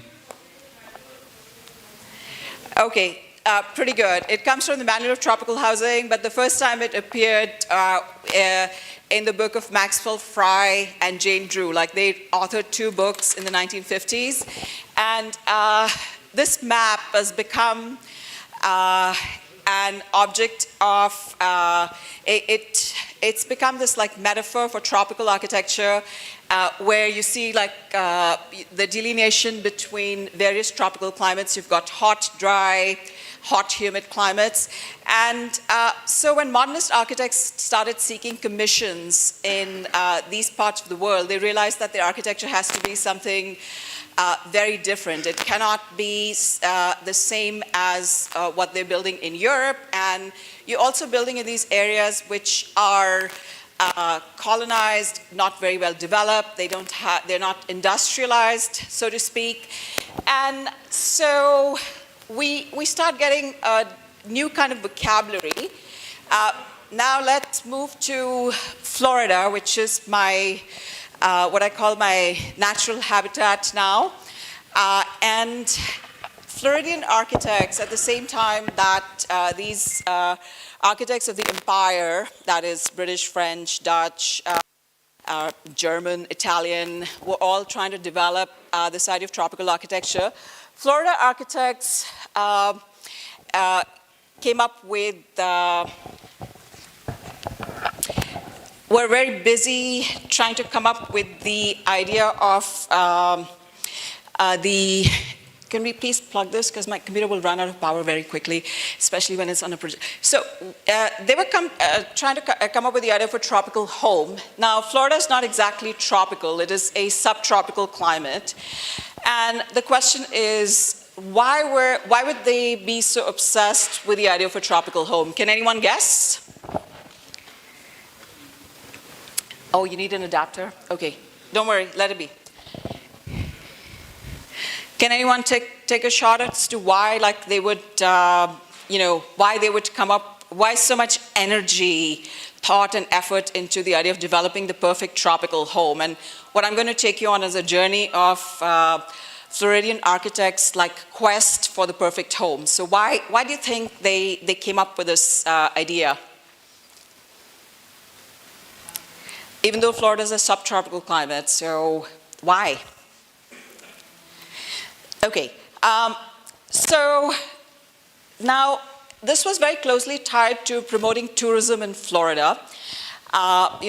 Tourism is one of still probably the largest revenue generator for the Floridian economy, and it always has been. It's one of the last states to be it's a frontier state, meaning it is one of the last states in the United States to be occupied by white people. And so Florida was like marketed as this tropical place where you could enjoy the tropical climate, you could go for winter tourism, but without actually having to deal with the kind of problems that you would deal, let's say, with in Jamaica or the Caribbean or the actual tropics. And the project of the tropical house was central to tourism in Florida. So they were they started experimenting with this idea. And when you look at this house, what you see here are terraces for sunbathing. And, if you're in Miami, and I mean, I can understand sunbathing in the winter, but if you look at, can people see my cursor or mouse? Okay, let me just see if I can get like a laser pointer on it. So if you look at these are terraces, right, for sunbathing. And the idea was people would come to Florida in the winter for sunbathing. This was a site of winter tourism. And so this was the ideal tropical home because it was meant for spending winters in Florida. And this is all about and sunbathing was popular for a number of reasons. There was a form of treatment known as heliotherapy. Has anyone heard of heliotherapy? What is heliotherapy? So heliotherapy was seen as a treatment for tuberculosis before they developed like antibiotics for tuberculosis. The treatment for tuberculosis was seen as heliotherapy. So, people would go to the Swiss Alps, the alpine sort of resorts like Davos. That was one of the major sites for healing tuberculosis. So if you got tuberculosis, you went to these like mountain places with pure air and lots of sunshine. And that idea was, pretty dominant in Florida at that time, that if you come here, you spend time in the sun, you get cured of rickets, you get cured of tuberculosis, and sunlight was generally seen as healthy for your body. So at that time, they didn't know that you could get skin cancer if you spent like inordinate amounts of time in the sun, because the UV radiation would sort of give you skin cancer. So this was a time when sunbathing, sun worshipping was really celebrated, and the idea of the tropical home was to maximize your exposure to sunlight in Florida, not in the tropical regions of Africa, India. There, the sun was seen as a really bad thing. Like you had to protect yourself from the sun because it can make you hot and sick, and it was sort of seen, the hot climate was seen as something that would over-sexualize men. So, you had to kind of like protect yourself from heat and humidity.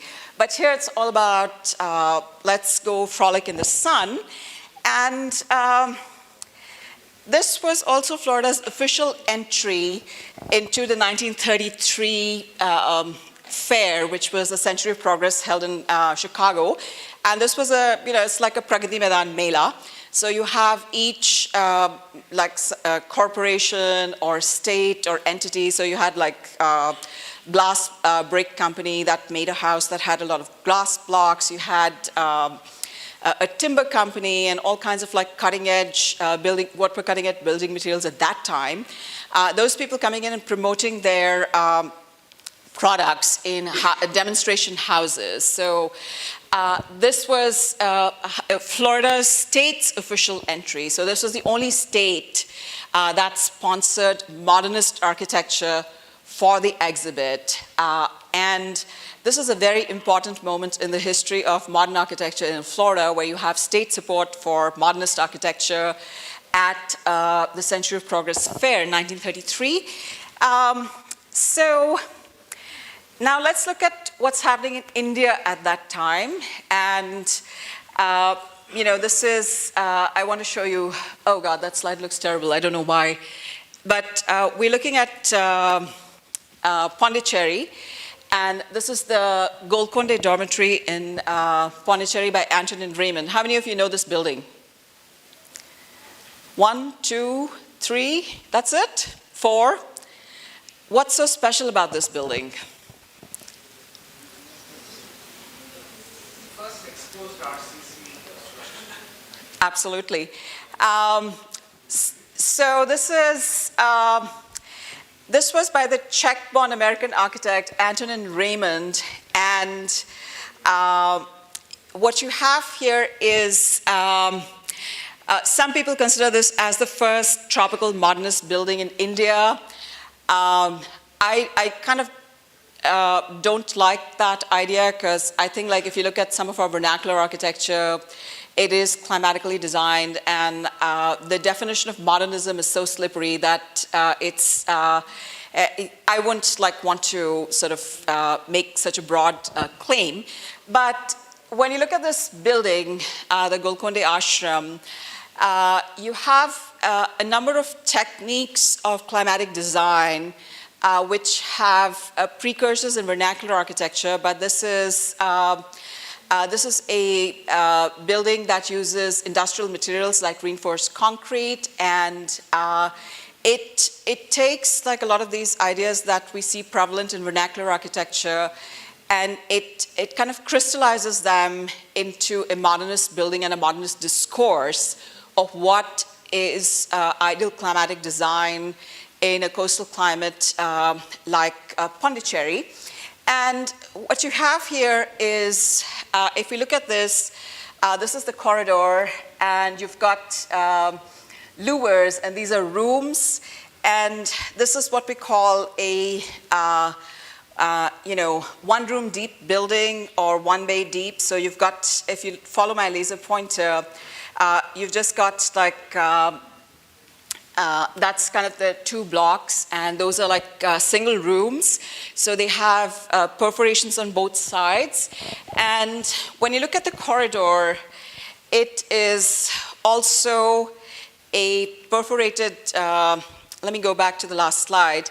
If you look at this building, what we call a building envelope condition, it is a perforated building envelope. Now, how does that differ from the kind of interwar modernist buildings that were coming up in Europe at that time? Anyone?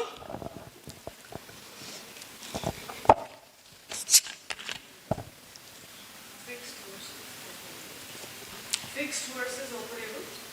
Fixed versus operable, excellent.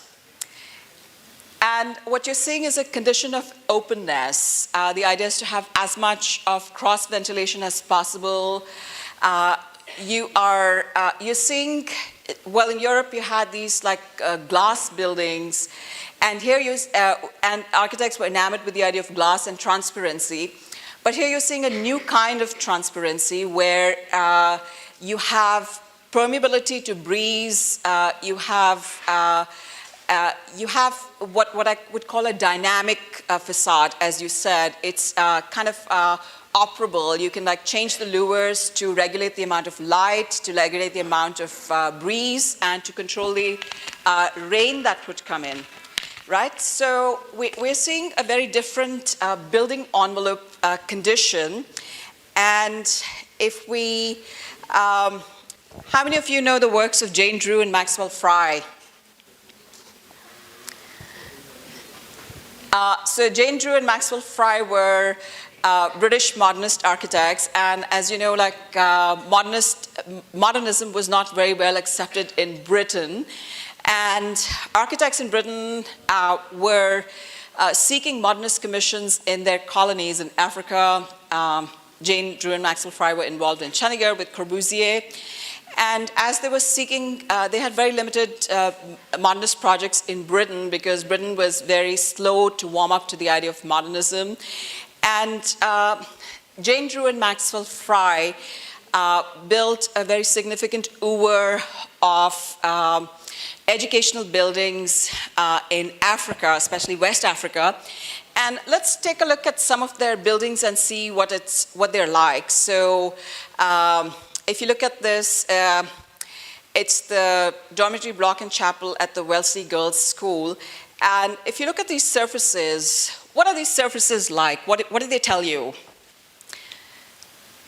What is the quality of these surfaces that you see, where you see my laser pointer? Permeability, absolutely. And there's this, as you mentioned, the idea of like permeability and control and like movability, operability. So now you're seeing these entire building envelopes that are not static anymore. They're really dynamic. They're controllable. They're permeable. And what you have is this is the University College in Ibadan. And does this building remind you of any buildings in Delhi that you know of? Yes. Very good. Any other examples that you might? IIC, very good. What else? Right here, guys. Right here. ST Delhi. Courtyard facade. So you're beginning to see this vocabulary of modernist tropical architecture that begins to develop in the 1950s that you see globally. And all right, so before modernist buildings, where else would you see this kind of an envelope?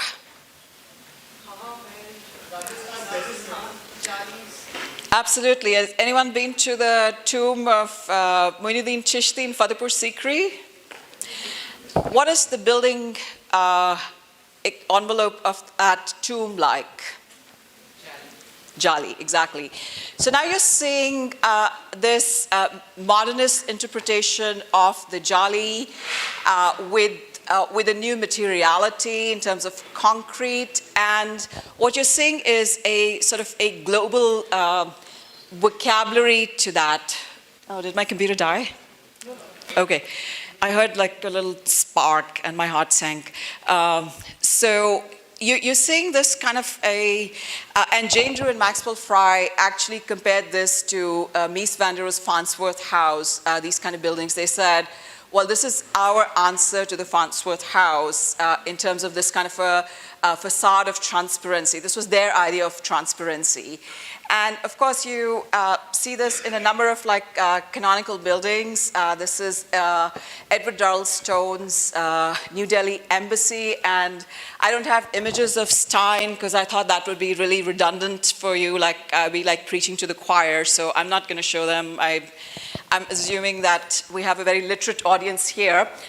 If I were doing this talk in Florida, I would show images of the India International Center and Triveni Kala Sangam. So now you've got Bishop's College, Jeffrey Bauer, Sri Lanka, which is kind of at the, we're reaching now 1960s, and Baba had something what he called a breathing wall. So you're seeing this like a porous building envelope, and let's kind of look at, a lot of these images are from the Otto Königsberger's Manual of Tropical Housing, and I wrote my doctoral dissertation on Königsberger. He was a Jewish emigre architect who worked for the Maharaja of Mysore and then moved to India, London in 1951 and set up the Department of Tropical Architecture at the AA, where I got my master's, and then I went on to Michigan, Ann Arbor, which is not very tropical, but I did my doctoral dissertation on Königsberger's work in tropical architecture. So these are all images out of Königsberger, Jane Drew, Maxwell Fry, and Fellow and George Atkinson, who were brothers, all of them at the AA. And there was this idea of, kind of learning from the vernacular, which we're very familiar with as architects coming out of Delhi. And so what you have is people actually, architects who would travel to the tropics, actually started theorizing, quantifying, and trying to understand the physics of how courtyard houses work. And there you see this famous diagram from Otto Königsberger's manual, which explains the transfer of heat, how it occurs in the courtyard, and how that regulates temperatures in a hot, dry climate, how it keeps you cool during the night and warm and comfortable. I'm sorry, how it keeps you cool during the day and warm at night. And then you've got like these other examples.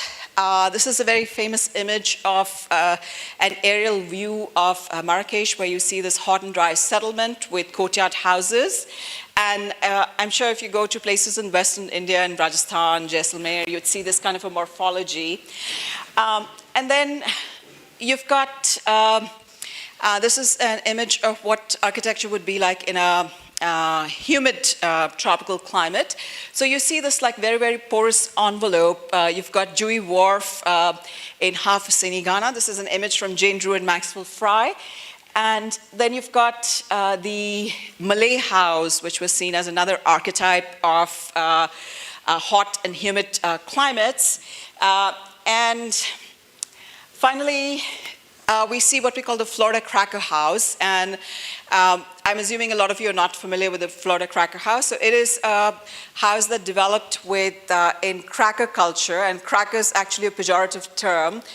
It's a term that's used for like poor white people who moved into Florida, and they were like these farming people who kind of tamed the land, so to speak, and they built,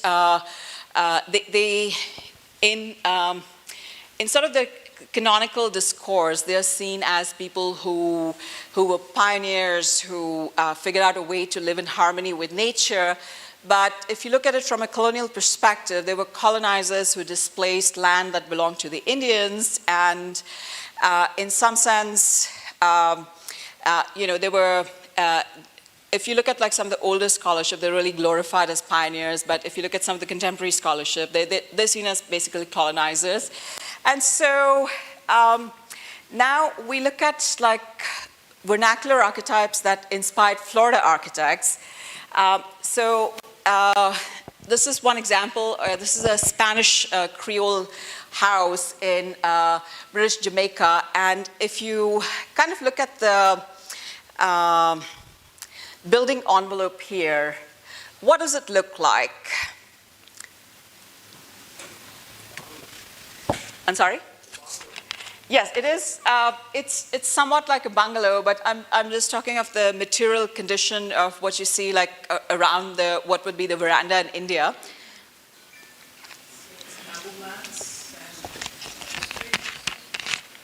These are what we call Jalhousie windows. Jalhousie windows are slotted windows. You see them throughout the British colonial empire, but they're seen as very typical to the Caribbean region. So you've got like these, so this house must have been originally a Spanish house, and as the British appropriated this, if you follow my laser pointer, they kind of created this envelope around it. And this is one of the most famous cracker houses in Florida. It is the house of Marjorie Rawlings, who was a writer who glorified cracker culture in her books, and she lived in a cracker house, and this is now and architects love the cracker house because it represents a climatic design. And if we just kind of like look at the Florida Cracker House, if you see that it is first of all elevated on stilts, and then it has this pitched roof because it rains a lot in Florida, and then it has this wraparound porch that goes around. So it would remind you of the bungalow in India. It has a similar sort of vocabulary with a veranda going around the building that's covered. So it kind of protects the walls from sun and rain. And so that's your cracker house. And that's the chicky, which really inspired Florida architects. This was this is the house of the Seminole Indians. So what do you think how would you describe this architecture, the chicky?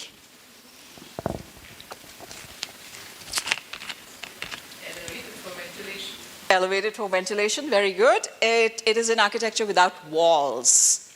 There are no walls, so you just have a thatched palmetto roof, which is held on a wooden structure.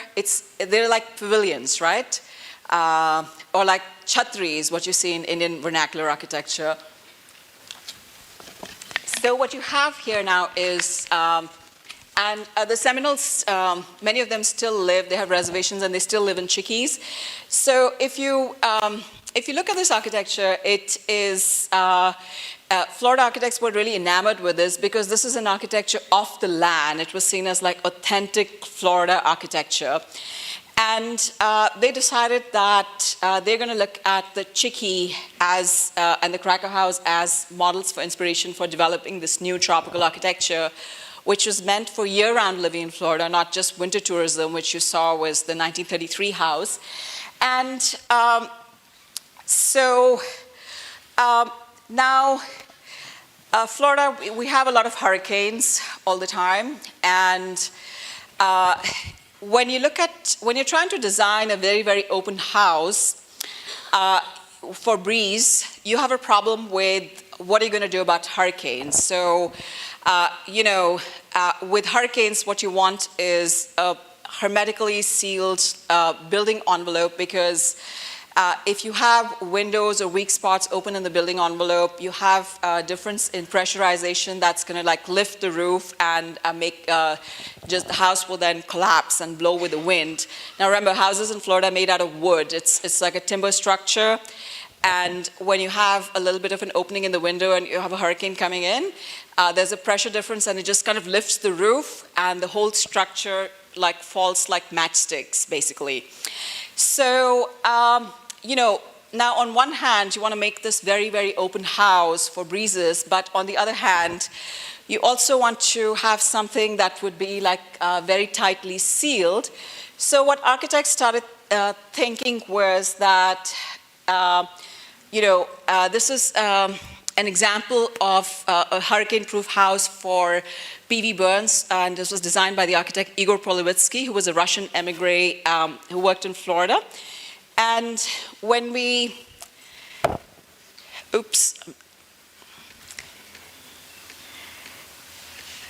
I seem to have, okay. So when we look at this house, you've got these two solid parts to the house. And finally, in the middle of those two solid parts, you've got this very open part of the house, which is where you see the blue lines. That is just a screened area. So screen is, like your window screen. It's not quite like the concrete jolly, but these are screens made out of copper, Monel, or plastic. So so if you look at the typology of this house, the two red areas are solid walled areas, and the blue area in the middle is between the terrace and that veranda-like space, or is just screens, a very screened area. And the idea is that when you have hurricanes, you move all your stuff into the solid areas, and then you let the hurricane pass through the middle open area. So you're still able to protect all your stuff. So you kind of, you have furniture and other things in this area, but you lock them up. And so do you think this was a novel, original idea at that time? Or did architects topo it from some form of vernacular architecture? Anyone? डरो मत, जोर से बोलो है, मैं काटते नहीं हूँ किसी को. गलत भी बोलोगे तो कोई फर्क नहीं पड़ता, नंबर नहीं कटेंगे कुछ भी.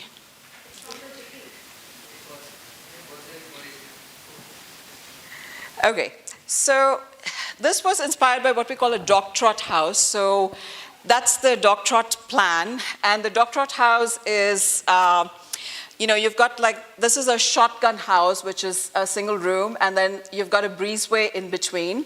And in the elevation, it looks like this. You've got like two solid houses, and then you've got a breezeway in between. So you see this, this form of vernacular which you find in southeastern United States. That is like if you go to French Louisiana, like New Orleans, and all of the southern sort of Creole region, you're going to find this house type like with shotgun house and the dog-trot house.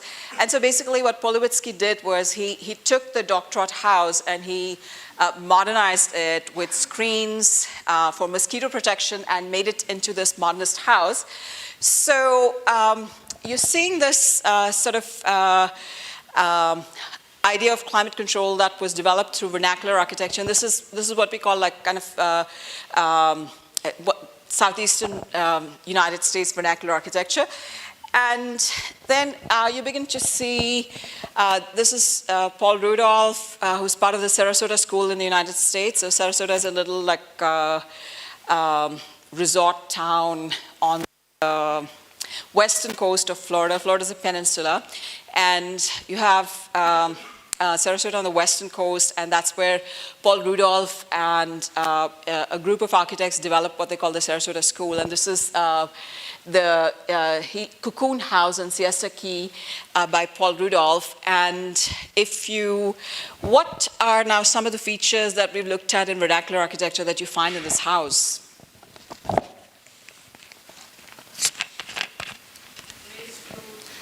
Okay, so the plinth is raised. And what about the building envelope? It's a perforated building envelope. And Rudolph was in the Navy, so he developed fascination with elements of architecture that you find in naval architecture. Like, you have all these panels and screens that you can lift on a ship, and you begin to see a lot of that appear in his houses. And this is the Birdcage House by Igor Polowitsky. This is sort of considered as the most radical example of Florida tropical modern, where if you look at like all the areas in black, this is all outdoors. It's just a big screened porch. So what you have is, this is what the house would look like. And you have this giant structure, and you have a very, very large screened area. So even now when you go into Florida homes, and even if they're McMansions, you would find that there's this huge screened swimming pool at the back, and that is the legacy from like the Polowitsky. Like, I mean, it's such an enormous screen space, and that's all the legacy of this house. But this was intended to have like very little covered area, walled area, and the idea was that the residents would live outside. And this, I think this was demolished sometimes around 2014 or 15. So people lived in this like pretty recently, just all outdoors. And he designed a number of these like birdcage type houses, and this is the house for Roland Phillips in Miami, which has also got that giant screen. And here you see the Ralph Carter home in Key Biscayne. And what you're beginning to see is like those two solid areas, and then you've got a screened porch. And this is how the house would look like. So you see like these giant like screened areas, very, very open. And this is Alfred Parker's home.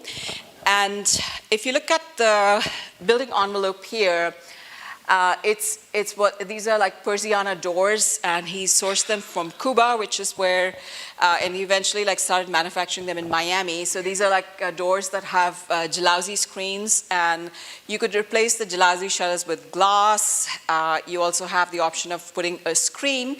So you're seeing this very, very dynamic building envelope, which you can sort of manually change and operate to, when you want to get breeze in the summer, you do screens or jalousie windows, and when you want sun in the winter, you put glass, and you can open it out, though you'll get a lot of bugs inside. So this is, I think, just for a photograph in a magazine. It is impossible to have something like this in Florida because it's just so not mosquitoes, but all kinds of other bugs. And so if you had to do something like this, you'd have to screen the entire outside area to have a condition like this. But so you see the house on Atlantic Beach by Taylor Hardwick Architects. And by 1954, architects sort of developed this idea of, how do you live in the tropics? So first is like, I'm sorry, this slide is not projecting very well, but what you do is, in terms of solutions, so there are like tropical problems and solutions, and what you do is essentially you open the house to breeze, and then what you do is you make your walls of screen for mosquitoes, and you protect your glass and screen walls with 4-inch overhangs.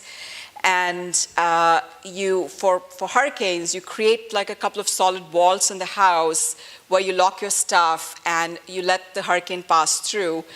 So his idea, his central message was, don't pick a fight with the hurricane. Let it sort of pass through. So it's, it's sort of like when you have a bull with the horns charged rushing at you, you don't step in front of the bull and try to stop it. You just kind of step aside and let the bull go. And this was kind of the idea with the hurricane houses at that time. And this is a house designed by Rufus Nims, which is a house with disappearing walls. So it's just got screens, and the idea was to create this house that just had screens and no walls. So you're seeing like this complete chicky-like houses that just have a roof and screens, and the idea is you just live outdoors enjoying the breeze.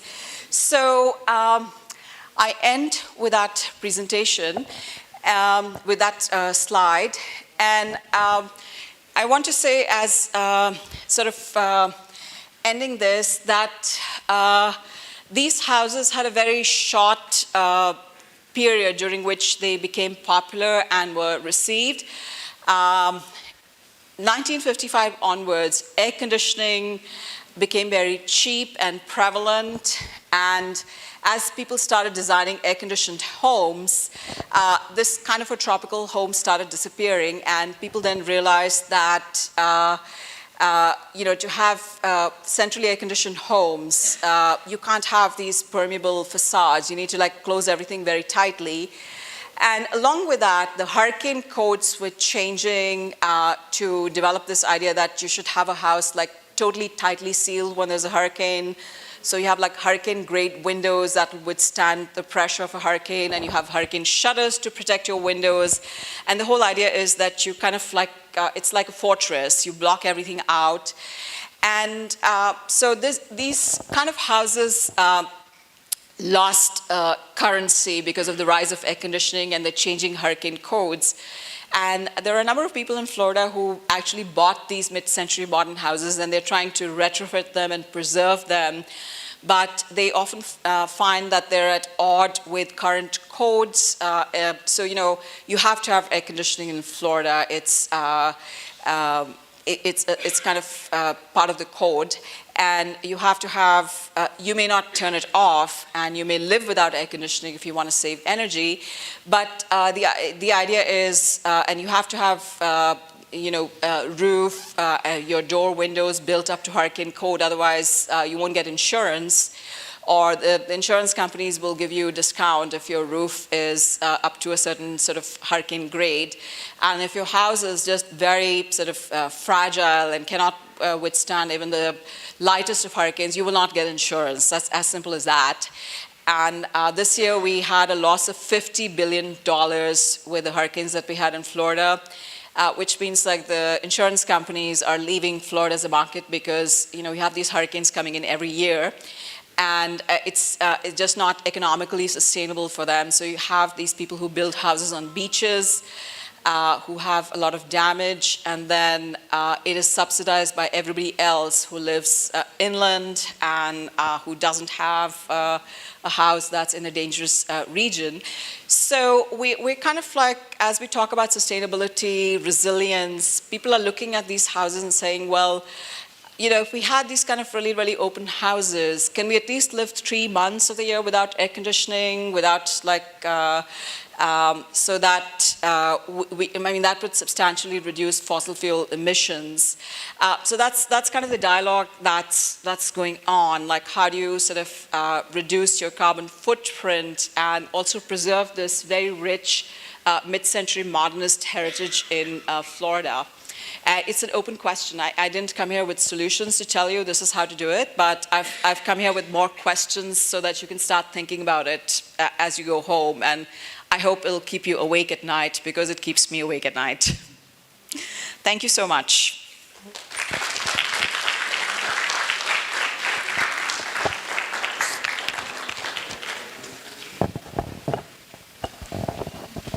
Thank you, Vandana. That was short and sweet. Yes. You know, I always say this, those Haveli houses that you go and see and draw and love, I bet none of you will want to live in them because they're not air-conditioned. And so this is a dilemma. And when you reach back to your hotel room, you will quickly switch on your air conditioning. And you don't want any dust whatsoever, because if it gets into your laptop, then you're in trouble. So yes, this is a civilizational dilemma that... it is universal to where yeah, you are. Yeah. You know, and I also think that you know, how you accustom your body to air conditioning is also cultural. So I grew up in Delhi in the 70s and the 80s, where there was no air conditioning, and I survived fine, I didn't die.